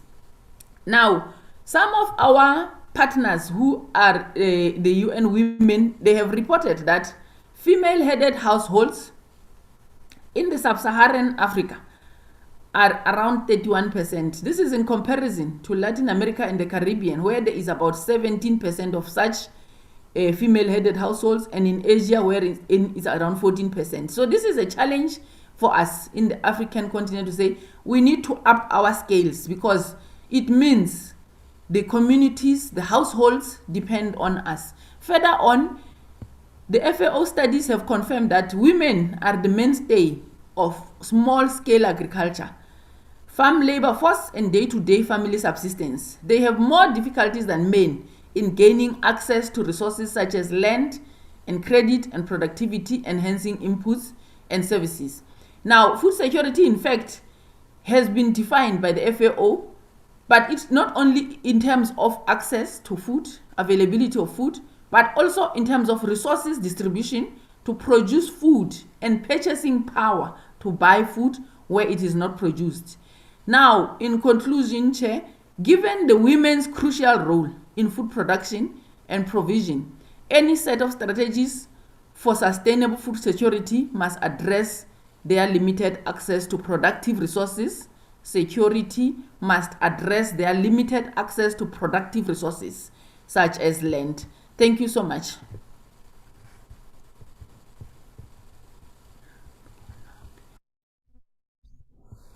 Chief Director responsible for the food security and agrarian reform within the department, Busi M, saying impressive statistics and actually an eye-opener that you've just shared. Just a reminder to those who may have joined us later, all the presentations will be made available on the department's website, and you can of course also visit www.foodformzansi.co.za for more updates on this specific story and post the event. We have one or two comments that I'd just like to share before we hand over to the next speaker. Gogo Dupio saying maize as a staple is our challenge. There are other indigenous grains like sorghum that would harness. Another comment from Gogo also saying on household food security, we need to decisively empower and target women over 35. They are the ones making food choices and facing household hunger directly, and this group by default gets left behind. Thank you so much, Doctor, and I appreciate all your comments.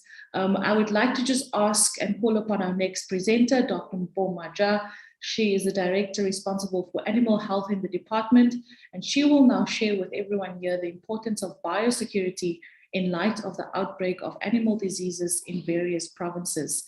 Dr. Mpho, please join us now and share your presentation. And I would like to maybe ask you just to cut it a little bit shorter in the interest of time. Thank you so much. Thank you, Madam Don. I hope that I am audible. Yes, I'd keep it very short. As an introduction, perhaps to first pass the greetings to Minister, Deputy Minister, and the beautiful ladies joining this webinar.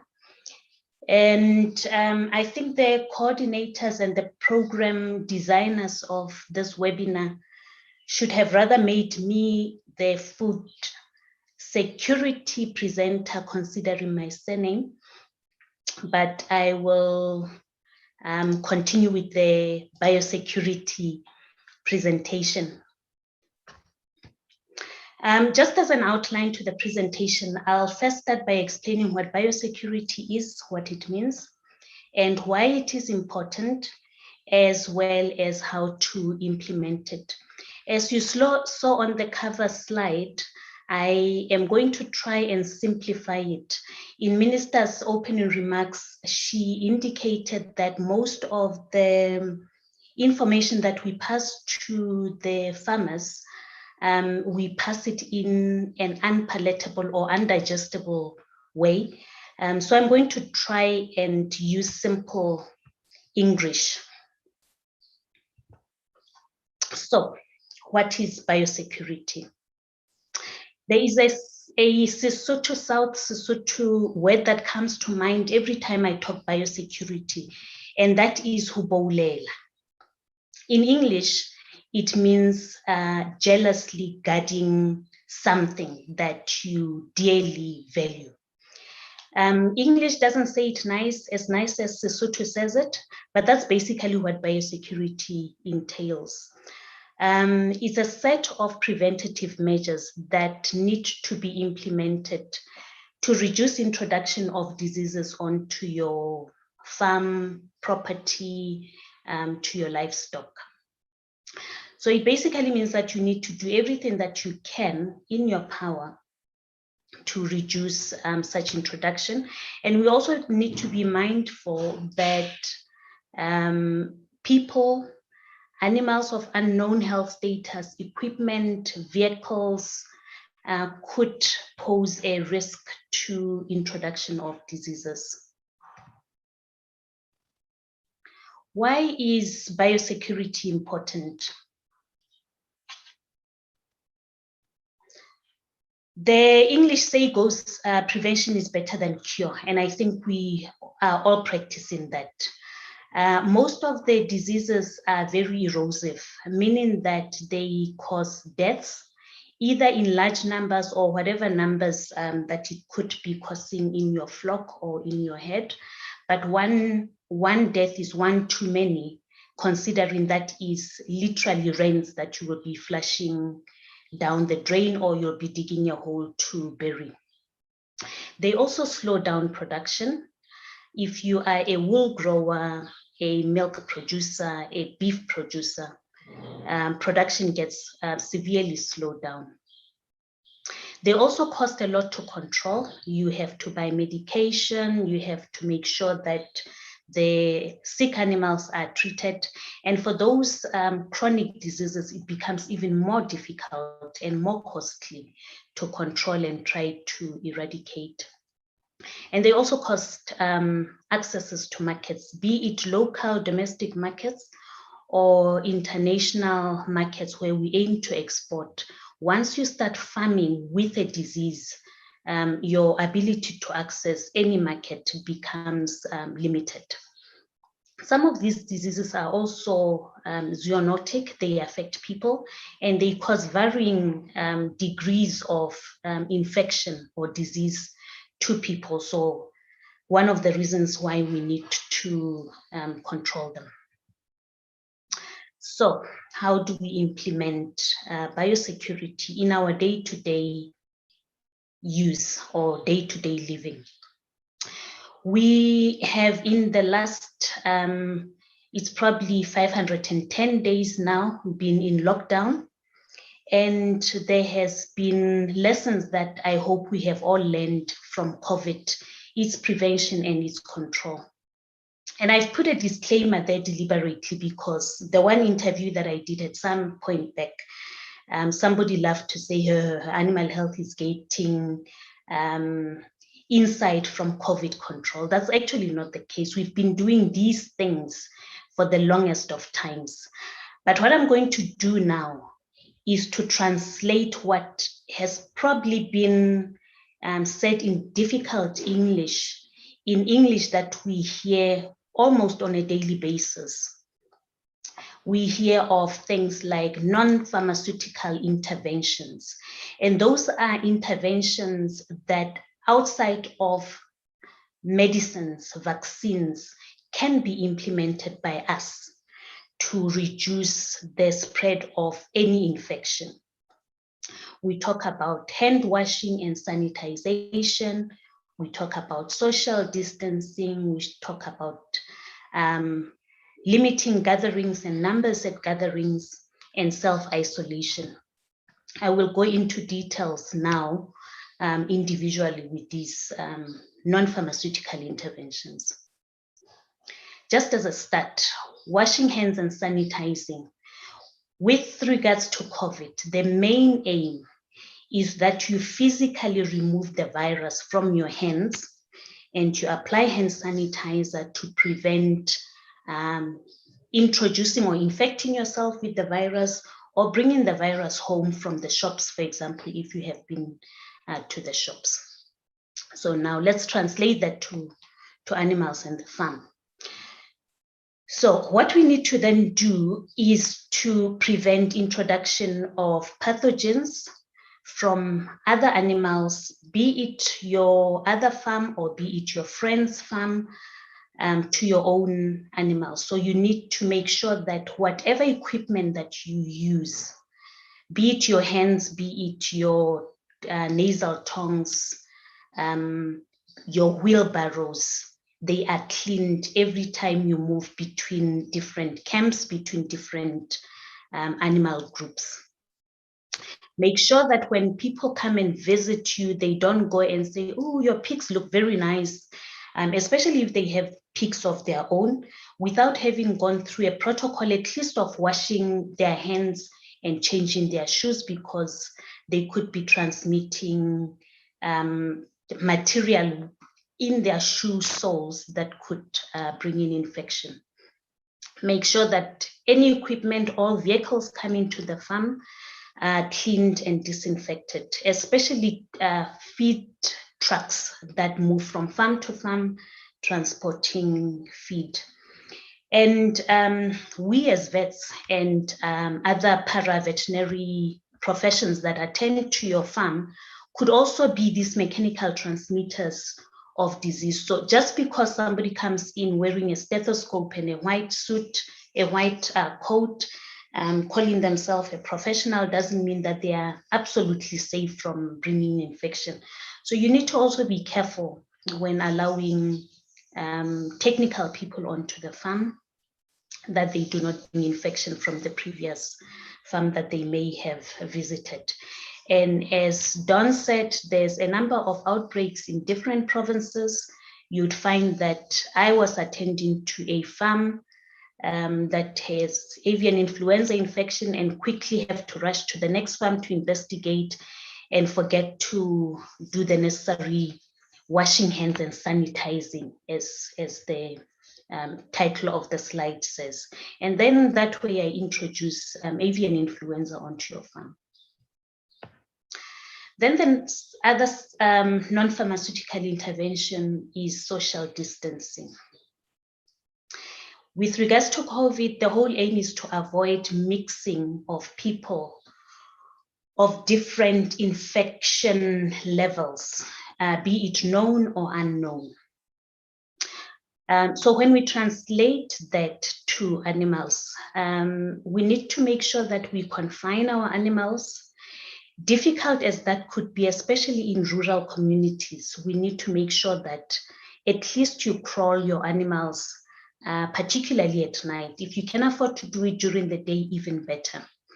We have diseases such as rabies that is happily transmitted by stray dogs that find themselves roaming around. So you need to confine your dogs and your cats and your livestock so that they are not exposed to these animals. We have diseases like African swine fever that are transmitted by wild roaming pigs, warthogs, and avian influenza transmitted by wild birds, and normal poultry that just finds its way, especially in, as I said, in communal areas where my chickens just run around and feed whatever they can get their pigs on. And then the next intervention is that of gatherings. With COVID, they are called super spreaders, and that terminology actually explains it very nicely. And when it comes to animal disease controls, it's one of the measures that we become very unpopular when we practice that. The super spreaders, when it comes to the livestock industry, could be things like shows. In as much as these shows may be high-end breeding stock, but you don't know where that bull has been and what the health status of that farm of origin is. Gatherings at water points where animals share water points such as dams or rivers, and things like auctions where we bring our animals for auctioning to get better market price. The picture that I have deliberately used is one that we came up with. It's a true situation of two auctions in Limpopo in 2019, end of 2019. The two middle, I hope you can see my cursor, the two middle ovals are the actual only two auction sessions. On the left, it is the suppliers supplying these two auctions. On the right, it is all the buyers. And you can see everybody congregated, everybody bought, and FMD nicely spread through the auctions to the different properties. So we need to be very mindful when we visit auctions and when we visit shows that we protect our livestock so that they do not get exposure to animals of disease statuses that are unknown. Then the next measure is self-isolation. So the main aim here is to prevent spreading a disease further. So with regards to COVID, when you start feeling a little headache, a little sniffle, we are encouraged to self-isolate so that you don't expose your co-workers or your neighbors. Same applies to animal world. Once you see there is something wrong with your animals, and I take it that as the owner of an animal, and considering that we are here as ladies, mothers, we would be able to notice when there is something not lekker with our livestock. Please do not send them on to an auction to quickly get rid of them and get a quick buck, because that way you will be distributing possibly a disease. And also, I know we ladies like bargains. I'm one of them. Let's not look for bargains at especially auctions. You may be buying a disease onto your farm. So let's try and investigate the source of the animals that we would be buying, make sure that we know the health status at origin before we make that purchase. So as one of the last slides, we need to also understand our risk factors. There are different risks with different farming practices. For example, the risk factor for pigs, for pig farming, would not be the same as risk factors for chicken farming, for example. However, there are general factors which apply across the board. The first one being confining the animals, making sure that they do not make contact with animals or birds of a lesser or unknown health status. Second, being allowing visitors, especially if they have their own animals, same as yours, onto your farm without going through the necessary precautions. And most importantly, buying from unknown sources. Make sure that you buy from reputable sellers, and preferably that whatever you buy comes with an attestation or a certificate attested to by a professional, not an owner declaration saying that I think my pigs are healthy, therefore please buy them. And there are other risk factors which are specific and unique to different diseases. For example, vector transmitted diseases such as vectors being ticks. You get diseases like African swine fever that is transmitted by ticks. You get African horse sickness that is transmitted by biting or culicoides, which are little midges. Rift Valley fever that is transmitted by mosquitoes. So in your implementing biosecurity measures, make sure that these vectors are covered. You either apply insect repellent so that mosquitoes don't bite your sheep, or you make sure that your sties are constructed in such a way that ticks do not have access to your pigs to transmit the virus. And then there's also very other specific risk factors that I think most pig farmers do apply, and that is feeding kitchen waste. This is most important. We have so far had quite a number of African swine fever cases being reported, and upon investigation, the majority of them are as a result of feeding kitchen waste. We have been fortunate that it has been transmitting African swine fever and not other diseases, such as foot and mouth disease and what we call PRRS. It's a porcine respiratory and reproductive disease. It causes massive abortions and massive deaths in pigs. So if you do not have the means of buying commercial feed, make sure that you cook the kitchen waste or kitchen food, such that all these viruses are destroyed. We encourage cooking for not less than an hour, so allow it to boil for about an hour. That should ensure that all of these hohagis are destroyed. And I think that brings me to the end of the presentation. Thank you, Don. Thank you so much, Dr. Mbomaja, the Director for Animal Health within the department. I think so many of the challenges that new farmers specifically face is specifically around related to outbreaks of animal diseases. So you've given us lots to think about and so many interesting aspects that we can touch on and highlight. And of course, these presentations will be made available later if you'd like to access the information that Dr. Mbo shared. Just one or two comments that I'd like to share before I hand over to our next presenter. Magwen is saying, how can we ensure clean water are flocked by the farmer? Gogo Tupio also saying that there was a time in our rural villages where our calendars had routine animal dips by state vets for both livestock and pets. This helped our communities to be able to manage our communal bio footprints or biosecurity as well managed and prevented. So just a few comments coming there post your presentation, Dr. Mpo. We look forward to engaging you a little bit later with some of the other questions that came through. I would now like to call on Ms. Rendani Sadiki to share our next presentation. Also just kindly to please keep it short. We are limited a bit in terms of time and we would like all the presenters to have as much time as possible. So I now call on our next presenter. Thank you so much.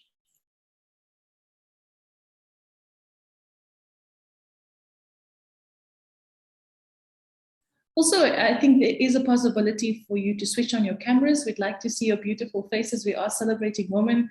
So please feel free to also switch on your camera when you are presenting. Okay. Good afternoon, Don and the Minister, Deputy Ministers, and the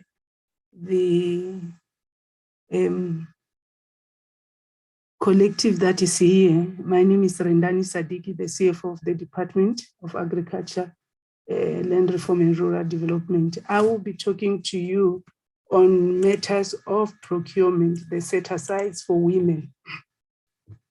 A bit difficult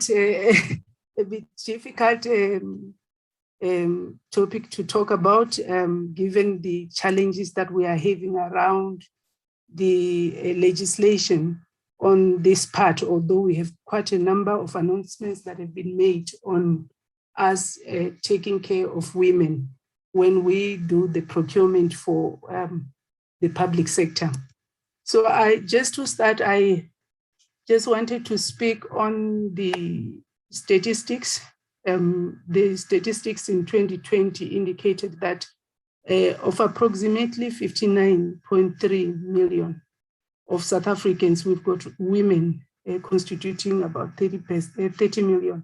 So that's above the 50% of our population is made up of women. And therefore it does give impetus on why we need to prioritize women when we are doing procurement in the public sector. We know that we cannot have a revolution without women, and we certainly cannot have a democracy without women, because already half of our society is made up, more than half of our society from the states above is made up of women. We also know that the agenda, the African Union Agenda of 2063 calls for the allocation of at least 25% of public procurement to women-owned businesses. So again, we see the importance coming through even at an African Union level. We know that our president, His Excellency President Cyril Ramaphosa, when he was giving his acceptance statement at the African Union, he also spoke about the fact that it's not unreasonable to advocate for the preferential public procurement legislation for us to advantage women-owned business and for the establishment of preferential trade and customs regime for women.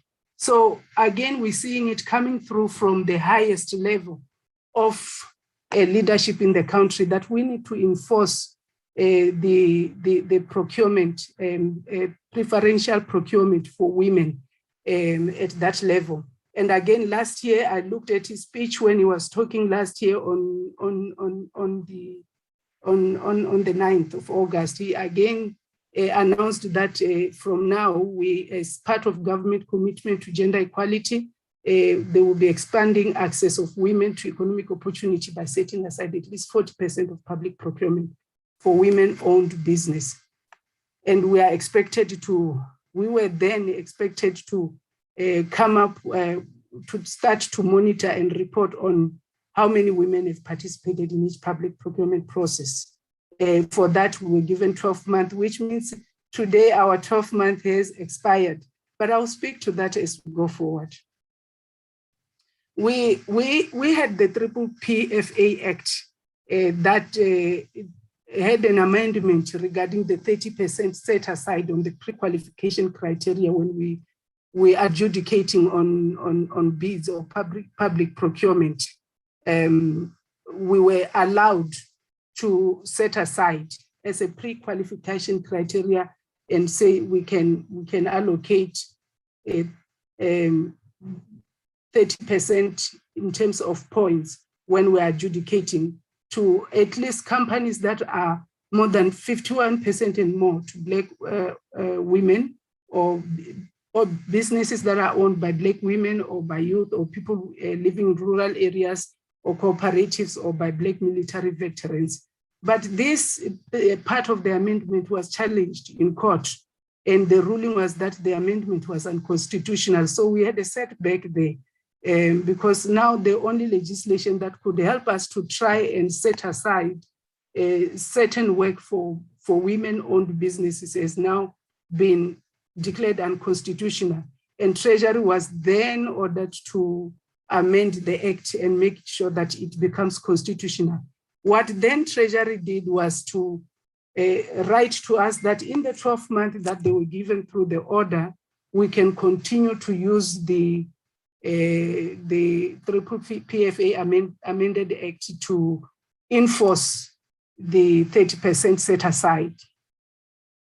Now that we are using that, but the challenges are the fact that you still have the normal section 217 of your constitution, where you must ensure that there's fairness, there's competitiveness, and there's the legislation that relates to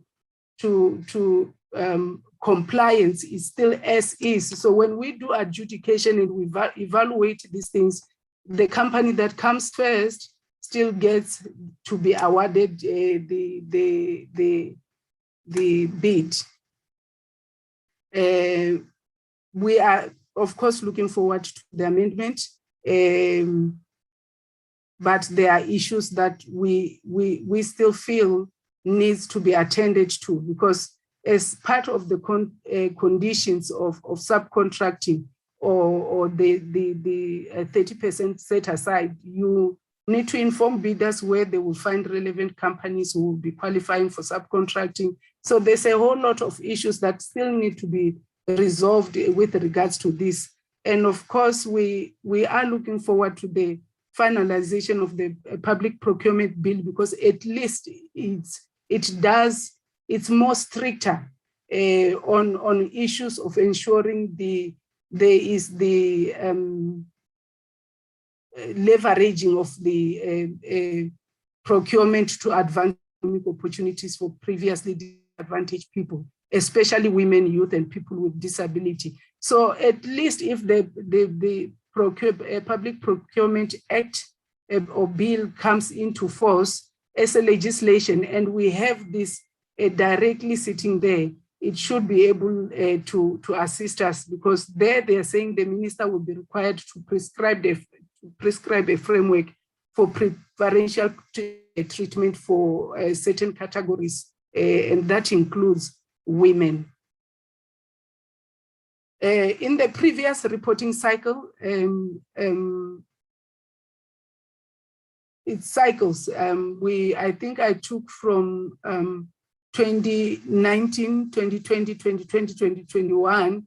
I tried to do 2 years because last year was not a stable financial year because we had 3 months where we had full lockdown and we came back and we were still not too 100% effective because of the introduction of COVID-19, and we had not stabilized and we did not know what to do under the circumstances. So I took 2 years so we can see that in the previous year, there was a normal procurement, but in this current last financial year of 2020, 2021, we had a bit what we normally procure, the level at which or the value which we procure was a bit lower because of the coronavirus. So we, in the this period, we had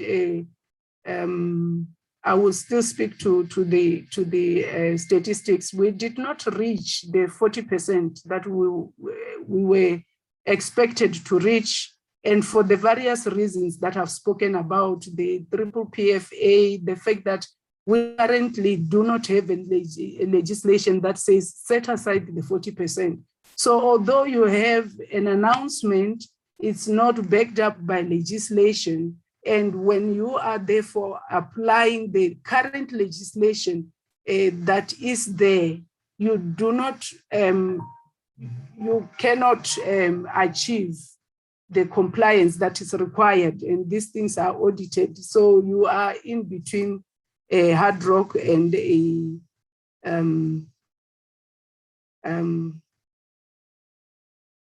hard place. This was the procurement in 2020, 2019, 2020, where we procured at least 1.4 billion worth of procurement in the public sector, in the department.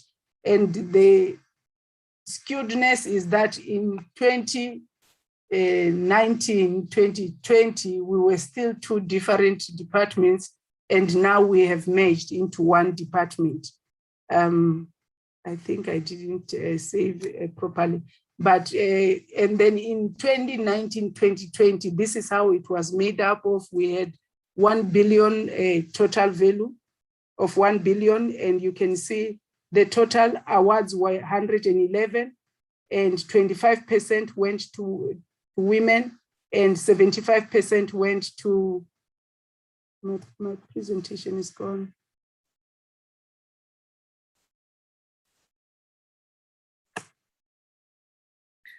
Thank you so much. I didn't finish. I understand. I just want to ask to assist you with the presentation in the meantime. Oh, it's back. Can you see it? Not yet, ma'am, but hopefully soon.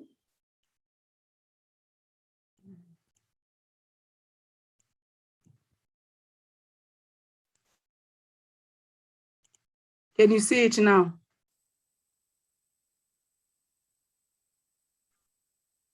Oh, there, the presentation is back. Thank you so much.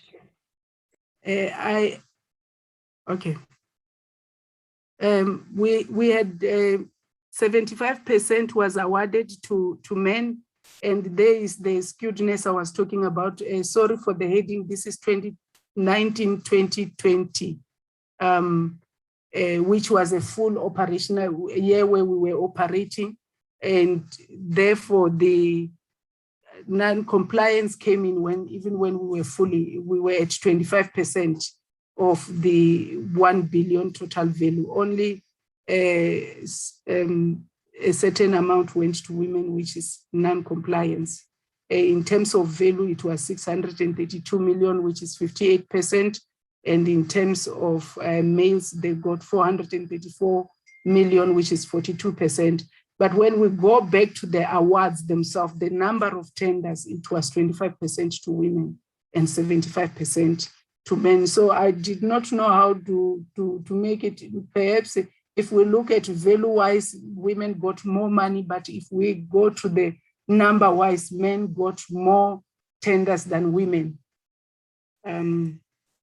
Then in the current, just the year that we have passed now, we had a total amount of 182 million. Now we tried and put it per province because we wanted you to see that certain provinces are doing well. You look at Northern Cape at 51% and Limpopo coming in at 20%, which is quite very low, with the Northwest at 15% and the National Department at 46%. And in total of the 182 million, 27 million went to women. So we're not really doing much well, but I think the most important thing is the fact that we need a legislation that would encompass fully the issue of the set aside, because we have the legislation that normally when you are audited, you get audited in terms of the legislation. And then the compliance issues becomes quite critical. Whereas we have the announcement that says you need to do this. So there is a bit of disjuncture in terms of having a legislation and announcement and implementation. But what we are trying to do is to use what we have, although when you then come to decision of deciding whether to give it to a woman or not to a woman, the compliance issues come in. These are the things that we normally procure, and we normally find most of the women at this level. It's in CIDB, which is construction, and we've got agriculture, inputs, equipment, livestock, medication and feeds, consultant services, catering, cleaning, security, travel and events, promotional items, SITA contracts, and maintenance of the buildings. One would ask, why is our budget then so high and the procurement very low? There are things that we do not procure as a department, which cost quite a lot, things like your accommodation, rates and taxes and municipal services. Those do not go through the normal procurement. And also over and above, we then have a lot of work that we do through grants that do also not go through the procurement process. Now, in conclusion, it's just an indication of what I've already said, that we are using the Triple PFA Act, and that is, I think, about to expire, considering the ruling that has been issued, that in 12 months it would completely need to be replaced. And I know that the National Treasury is working on this. We are also developing our sourcing strategy. We have a draft, we presented it, and we are amending it. And once it's finished, we should be able to give preference to empower women, albeit with the challenges that I have indicated when I started presenting, that although we want to do this legislation, and more especially the Public Procurement Act or bill, once it comes into effect and we then given a way on how to implement, we should see this moving. I must just indicate that this is only the part of the supply chain process.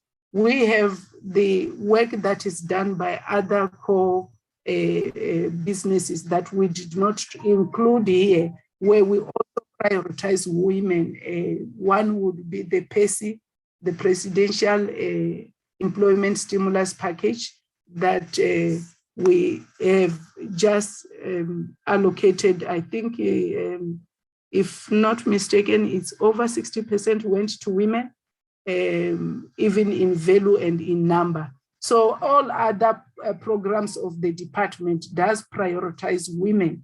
And therefore, although they are not through the supply chain procurement process, there is more of emphasis on giving preference to women with all our other programs that we run in the department.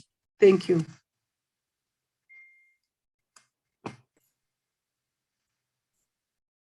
Thank you so much once again, Ms. Rendani Sadiki, Chief Financial Officer at the Department of Agriculture, Land Reform and Rural Development. Just two comments that I'd like to share before I hand over to our next speakers. The one comment coming from Nozipo Bekani saying, Ms. Rendani, we appreciate the department thinking about women. We ask that you consider paying deposits or making PO funding available that has low charges. The challenge I have experienced is that the institutions that offer funding for POs take a long time to approve, and they charge interest that are way more than fair interest. Also, please try to pay within 7 to 14 days after delivery to avoid SME incurring interest over a long period of time. I have one more comment that I'd like to read. Makwena Mabula saying, women need more orientation on how to attain a subcontract status. Thank you so much once again, Ms. Rendani, and we look forward to seeing your presentation also that will be available on the department's website. So anyone who missed any of the details, and everything of the best. I would now like to call on our next speakers, Mama Fukudi and Ms. Mape Wampe, who will share some perspective of women in the agricultural sector. I now hand over to you and your presentations.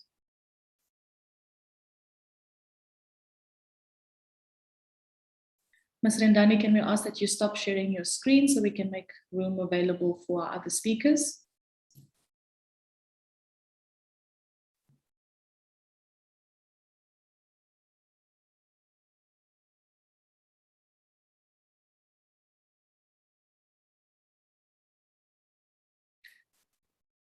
Thank you so much. Are other speakers ready and available?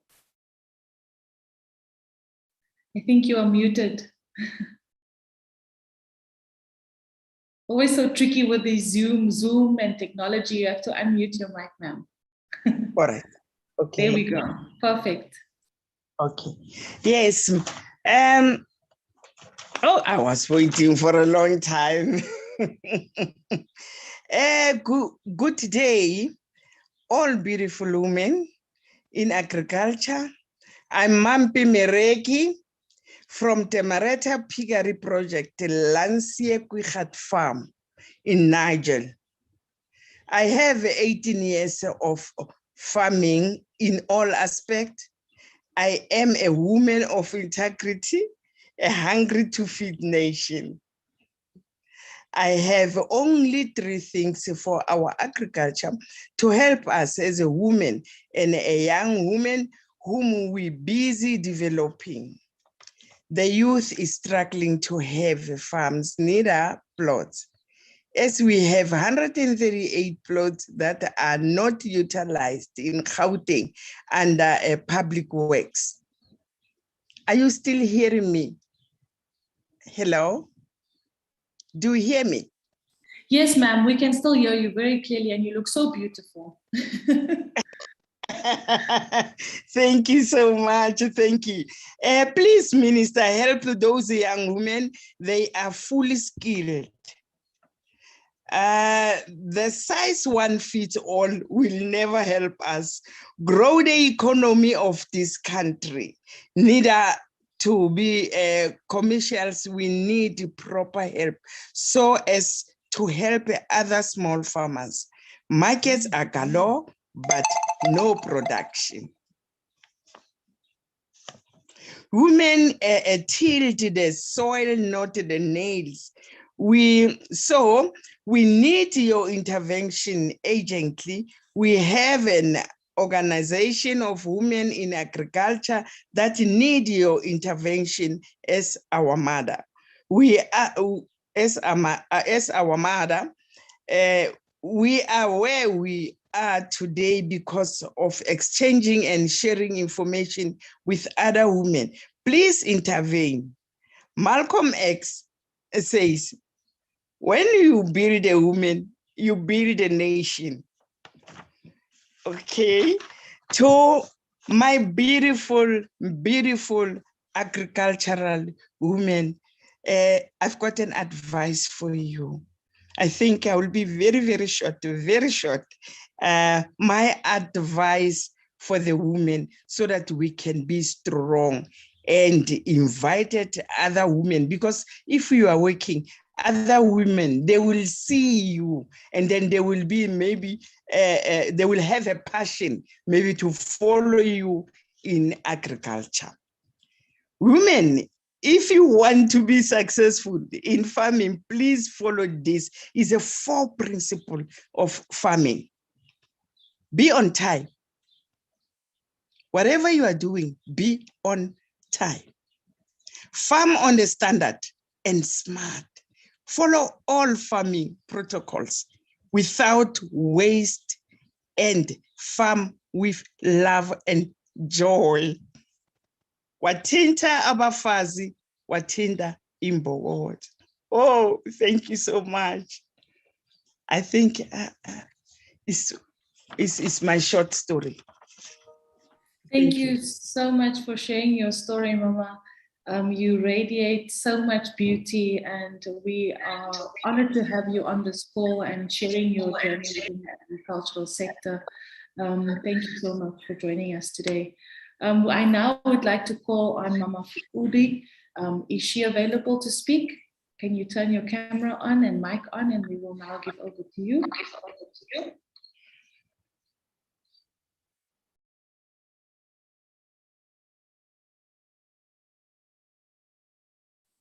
Mama Fukudi, are you available? Otherwise, we will move on to our next speaker.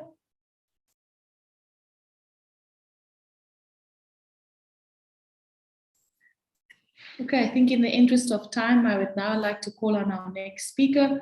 And this one is specifically around the state economy and opportunities for women within the agricultural sector. I'd like to call on Dr. Thembi Xaba, CEO of the Deciduous Fruit Development Chamber of South Africa, to now share a presentation. Thank you so much. And good afternoon to Minister, Deputy Minister, participants in the room. I think the facilitator has been alluding to the fact that you need to be short as possible. Without having to be repetitive, as you'd recall that some of the presenters already presented on opportunities for women. Mine will take a sort of a different tangent without delving much into the actual state of the economy, because I think being here as a collective and as women, we do understand that we continue to be marginalized as the economy grows. The uptake of women participation in the economy is not equal to the percentage in which the economy is growing. So the brief was, I need to cover entrepreneurship in agriculture and also what is the sector doing at this stage? What are the initiatives? And this is quite fundamental because we continue to navigate from categories of subsistence, livelihood, sustainability, food security to commercialization. And all of these categories, they really speak to the core of what women do, from having to provide for the households, to selling a surplus, to being commercial. But then agriculture as a capital investment is really premised on land and water. And it is quite pleasing to see that there was a presentation on land and how policy can influence that women get to have more access to land. So as the DFDC, we fall within the umbrella of the Fruit SA, Deciduous Fruit Development Chamber under HOTGROW. And in 2018, appreciating and understanding that there was a slow participation of the previously disadvantaged being Black producers and historically disadvantaged, being women, the platform that we are a collective, we as a collective today. And we came up with 4 strategic objectives. That was in 2018. 10 years, in 2028, we, as the industry, we would want to see an increase in participation in the domestic and export market. an increase in participation of Black growers, improve the quality and livelihood of fruit workers, and broaden the increase in the participation in the value chain. There's an appreciation in that every time we talk about opportunities, we speak of primary production, and we tend to neglect the value chain. We neglect the fact that there's export agents, there's agro-processing facilities. And we always find this is where the money is. And more often, because we are not so focused in broadening, the downstream and upstream, our focus always remains at a primary level. And 30%, I think, it becomes a global target. I was listening to Rendani presenting on a target of 30%, and we believe 30% is a realistic target as well, in that 30% of exports should be from Black producers. Equally so, it should be inclusive, that 30% of women, participation of women. So at this stage as the industry, we have the following transformation initiatives, which is leveraging funding opportunities, training and capacity building, which I will come to it. I know it's a broad term, and partnership and lobbying. And the rationale really around leveraging funding is when you go back to the value of agriculture as an asset class, you will not move until you have funding. And just in summary, one did try and explain what is agriculture as an asset class, from land to biological asset to human capital as well. I mean, investing in skills to develop the sector and the economy, that is an asset as well. There's also investment that is unaccounted for. I always talk of grants that government puts into the sector. At times it is unaccounted for. And depending on the industry, the fruit industry being a long-term investment horizon, quite capital intensive with high risk, but with high returns, at times it's quite difficult to leverage funding. There's the issue of scale that always comes into play, whether small scale, commercial or cooperatives. But when you leverage funding, we've engaged with some funders who will say, we will not look at any investment which is less than $2 million US. And just by that statement, you really appreciate the fact that, the design and the mandate of this fund will exclude your women in the sector that are startups or that are in the growth phase within the industry. I did touch on the rationale for unlocking funding, but most importantly, transformation mandate is always linked to unlocking barriers to entry. And whether you read it from a development finance perspective, from a policy perspective, finance remains a core in terms of barriers to entry. That includes your access to land. Now, if we are to approach an inclusive system in terms of entrepreneurship, I think as women, we undervalue, we underestimate the value of social capital. That social cohesion, which we deem as currency. You may want to follow projects, be it CASP projects, where there's a high failure rate. For example, you'll find that people who have left the project are not women. So women will still remain in the project and carry the project through, regardless of the challenges that the project is facing.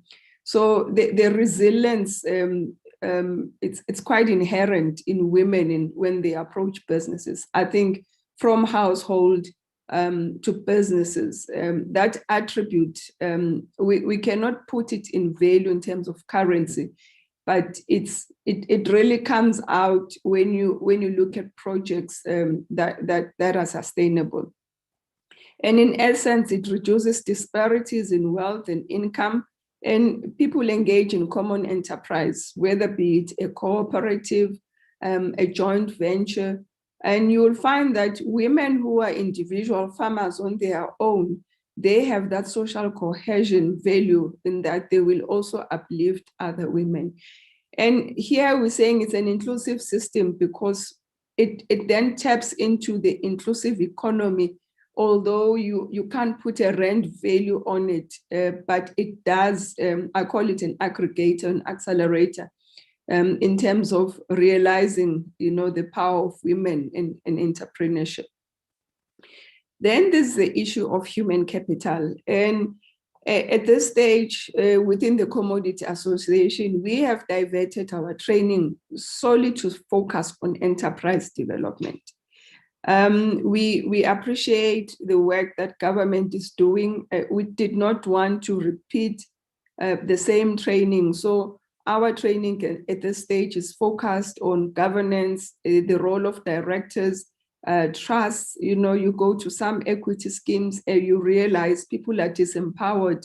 They can't even participate meaningfully and do not even understand what level of ownership or profit they should be deriving, either as Black producers or as women.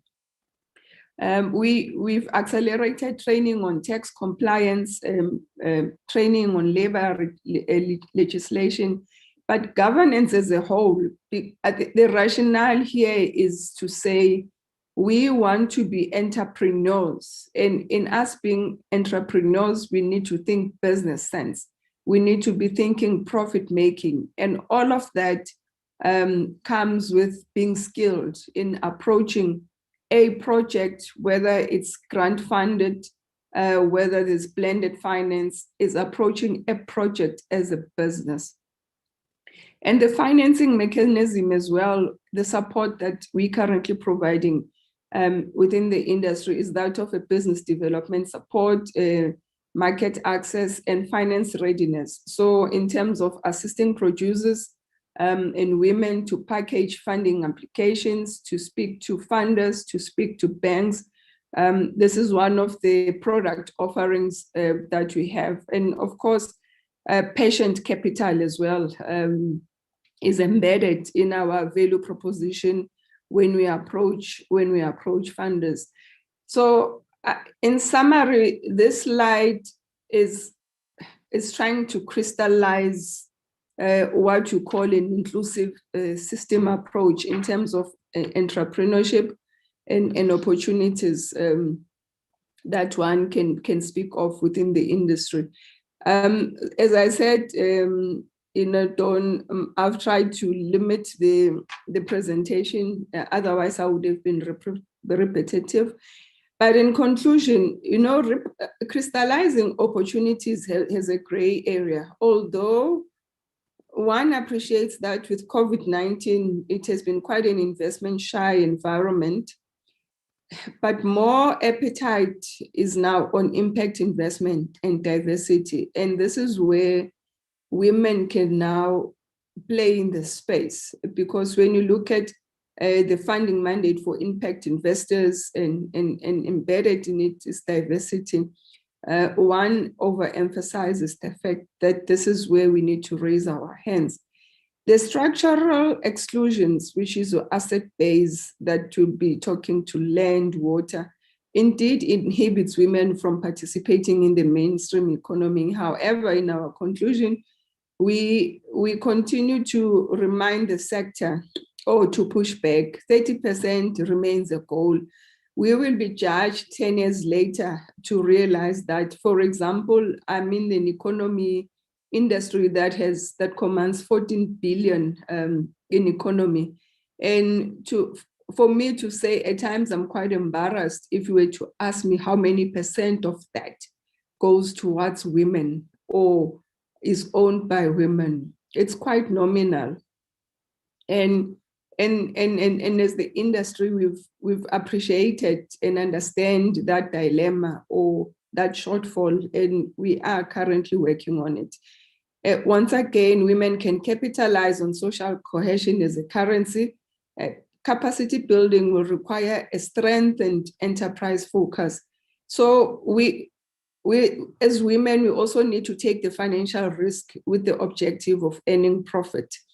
I know we come from a history where we would wait for government to provide grant, but let us allow women who are still at a subsistence level to look for grants. However, when we have been supported, we then focus on our horizon on having to look for soft capital to grow our businesses. But then finance readiness is fundamental.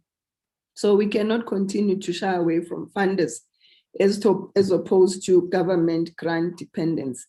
And that is the summary of my presentation, in that it's really premised on capacity building. It's premised on funding opportunities. It's premised on a paradigm shift. To what level do we strengthen our ability to raise capital? And also, what are we focusing on when we're saying we want to leverage our skills and access finance? And once again, I would like to thank the opportunity to present. I will take questions when there's time. As I said, I did not want to repeat what has been shared by other presenters, but rather to take a direction in which it will really focus on entrepreneurship and opportunities. Thank you. Thank you so much, Dr. Tembi. We appreciate all of your insights. And we will actually get straight into the questions. So if you don't mind staying on the line, we have Felita asking, saying as much as most of the intervention looks like one, market access, financing access, and technical and business capacity building, the more bigger challenge by Black farmers when the above three instruments are secure, it is Black farmers accessing science and technology tools to enable climate change management and adaptation and yield management. For example, weather prediction models, diseases prediction models, access to cultivars that are drought resistant. So there's just one comment coming through there for you, Dr. Tembi, based on your presentation and what you shared today. So thank you so much. We do have a few more questions, and I'd maybe also like to call on the people who raised their hands during this discussion to now switch on their mics if they have specific questions. In the meantime, I will raise one or two points that also came across here. Pinky Modisani saying we registered for the PESA program about a year ago and were informed that there would be an inspection to ensure that there is production. To date, no one came, no one communicated. Please provide feedback. I'm not sure whether Minister Thoko Didiza would like to respond to this one. The Deputy Minister also on the line. So some feedback or request there in terms of the PESA program and also information about that. Can we call on? By Jemina Mueng Don? Yes. Apologies, Minister. Don, sorry, I was saying Jemina Mueng will respond on the PESA question. Okay. Jemina, you're still on the line. Would you like to respond to that question? Yes. Which province is the question coming from? The province is not indicated. The person is just, I think it's Pinky. If you can just comment again to say which province you're located for Jemina to respond. In the meantime, I have another comment coming here from Emily saying women are the backbone of society. The department should give land parcels to women for production, support our 1 woman, 1 hectare campaign to utilize the land. Is there anyone else who'd maybe like to raise a question? Those who raise their hands in the meantime.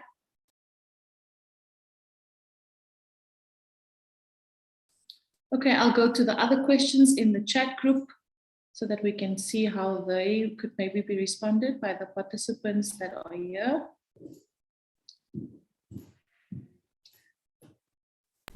Chair, if I may respond quickly to the PESI one. Yes, you are more than welcome. Thank you very much, Don. The PESI process is still ongoing in terms of verifications. That is why I was asking in which province is the lady coming from, because in KZN, the figures are still quite high. We were, as at 6th of August, still having around 24,000 beneficiaries that we have not verified, but verifications are back on track now. And if Pinky has already been visited and awaits now the award of the voucher, that process is on hold a bit because we have applied for rollover from National Treasury, assisted by the CFO, who is presenting now, Mesadiki, and then we are awaiting that. There is a hope that we will get some funding, and then we will just then support the vouchers that are outstanding as of March 2021. Thank you very much, Chair. Thank you so much, Jemina. There was also another question here from... I can respond. Okay, sorry, it's Tembi Xaba here. I can quickly respond to the question around cultivar development, because I think it's one of those which you call an exclusion in the sector, in inverted commas, where Black producers will be given inferior cultivars, whilst other commercial farmers, they get, to procure good cultivars. So as the industry within the DFDC, we've signed a memorandum of agreement with the Agricultural Research Council. So the question was more technical, but I will still respond to it because it addresses just that, research dissemination, but most importantly, to promote cultivar development and inclusiveness in the cultivar economy. In that a cultivar that does well in Limpopo, a Black producer in Limpopo should have that cultivar. It should not be an exclusion to a designated grouping. This is the work that we are doing at an operational level, at a technical level, but through our MOA with the Agricultural Research Council, we are trying to close that inequality of Black producers or women not having access to proper or good quality cultivars. Thank you. Thank you so much, Dr. Tembi. I see there's another question that came through for you specifically. This question saying, can you please express support on raising capital? Maybe just a little bit more information. I know your presentation was quite detailed, but if you could just share those highlights again. So for the DFDC, in terms of the, now we're getting to the detailed memorandum of incorporation, you need to be a deciduous fruit producer or be in the value chain to get the assistance. However, we equally available when we are approached with advice. For example, you will have members who haven't even planted a single hectare of apples, and we are available to provide advice. So what I can do is also just to share our admin email address or on the screen chat so that those direct questions can then be directed to the office. I think many of the other questions also involved, accessing information at the various departments. So if there's anyone who'd like to maybe respond to that, Pinky also saying that it's facing Gauteng, the comment coming through from there as well. Remember, all these presentations and the panelists to discuss the details today will be available on the department's website if you missed anything during today's discussion. I know that's been a long day. Minister, I see you switching on your camera. Would you like to add something there? Yes, thank you very much, Dawn. I just wanted to say that there are issues that have been raised, particularly some of those that border on ethics and corruption, which one lady raised on the chat group to say she was asked a percentage by one of our officials. I would like her to send directly to my office the name of the individual so that indeed there can be consequence management, because our role as public servants, whether as ministers, deputy ministers, or even officials who are here to serve our people. not to be able to extort funds, for whatever purpose, because there are systems and processes where there is benefit that must go to beneficiaries. It must go to beneficiaries, not to ourselves, who are the ones that render that service. It's one of the issues that President Ramaphosa has raised in the beginning of his sixth administration, that we want to have a capable state that actually has integrity, and that we deal with issues of corruption and any malfeasance that may be there. So I want to put that on the point. Secondly, there are issues of time delays that have been raised by members to say, they have applied for assistance, either for land assistance, they've not been responded to. These are matters that we're trying to deal with within our own system, because we have acknowledged that this is one of the challenges. Another member on the chat group had asked the question whether they can apply for CASP, Comprehensive Agricultural Support Program, nationally. I want to advise the member that no, they cannot apply nationally. They have to go through their province, because this is the division of revenue. So these funds, when they come, they actually are designated to go through provincial systems for allocation. Yes, we work with the provinces, but the application is actually done at the provincial level. Thank you very much. Those are the few. I know we will try and respond to some of the many questions and take suggestions that have been made by participants in this webinar. Given the time, we may not be able to answer to all of them. Thank you very much. Thank you so much, Minister. I know that the questions were coming in from the start of the session, and there are so many, so we will definitely see how we can incorporate them and also ensure that you get the response. So thank you so much, Minister, for that update as well. I would now like to call on Ms. Lebo Botzeleng, who will do the vote of thanks, and then we will wrap up today's session.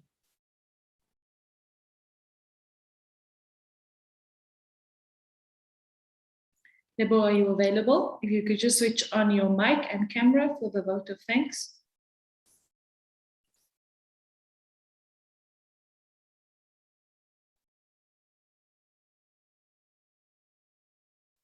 I think Lebo might be having some technical issues. So I think as it stands, we can thank all the speakers that have joined us here today. I'd also like to thank our partners that was part of this event, Fruit SA, as well as Total. We'd like to thank them for participating and in this engaging discussion today. And to all the speakers who joined here, Honorable Minister, Deputy Minister, we thank you for taking the time out to join us here as well. All the senior officials in the department as well. Thank you so much. We understand that your time is limited, so it was an honor to be here and to have you here today. Thank you so much to all the participants, all the questions, as we just mentioned. We will be able to respond, and we will share all the presentations that was presented here today on the department's website as well. I think the sector continues to attract more aspiring female farmers and agriculturalists, really nurturing the diversity and change. And at Food For Mzansi, and my belief is that the future farmer in this country is female. And I think today also just showcases the fact that the sector in itself is living up to its responsibility to encourage equality and promote equity and parity, and also self-care within the agricultural sector, because remember, we are the leaders, and that we should also think about ourselves a little bit. So if you need to put yourself first, even if it's just the small things that you do, try to do that as well, especially during Women's Month. So thank you once again. We would like to thank you for joining and engaging on this platform, and enjoy the rest of your Women's Month and have a beautiful rest of the day. Thank you so much.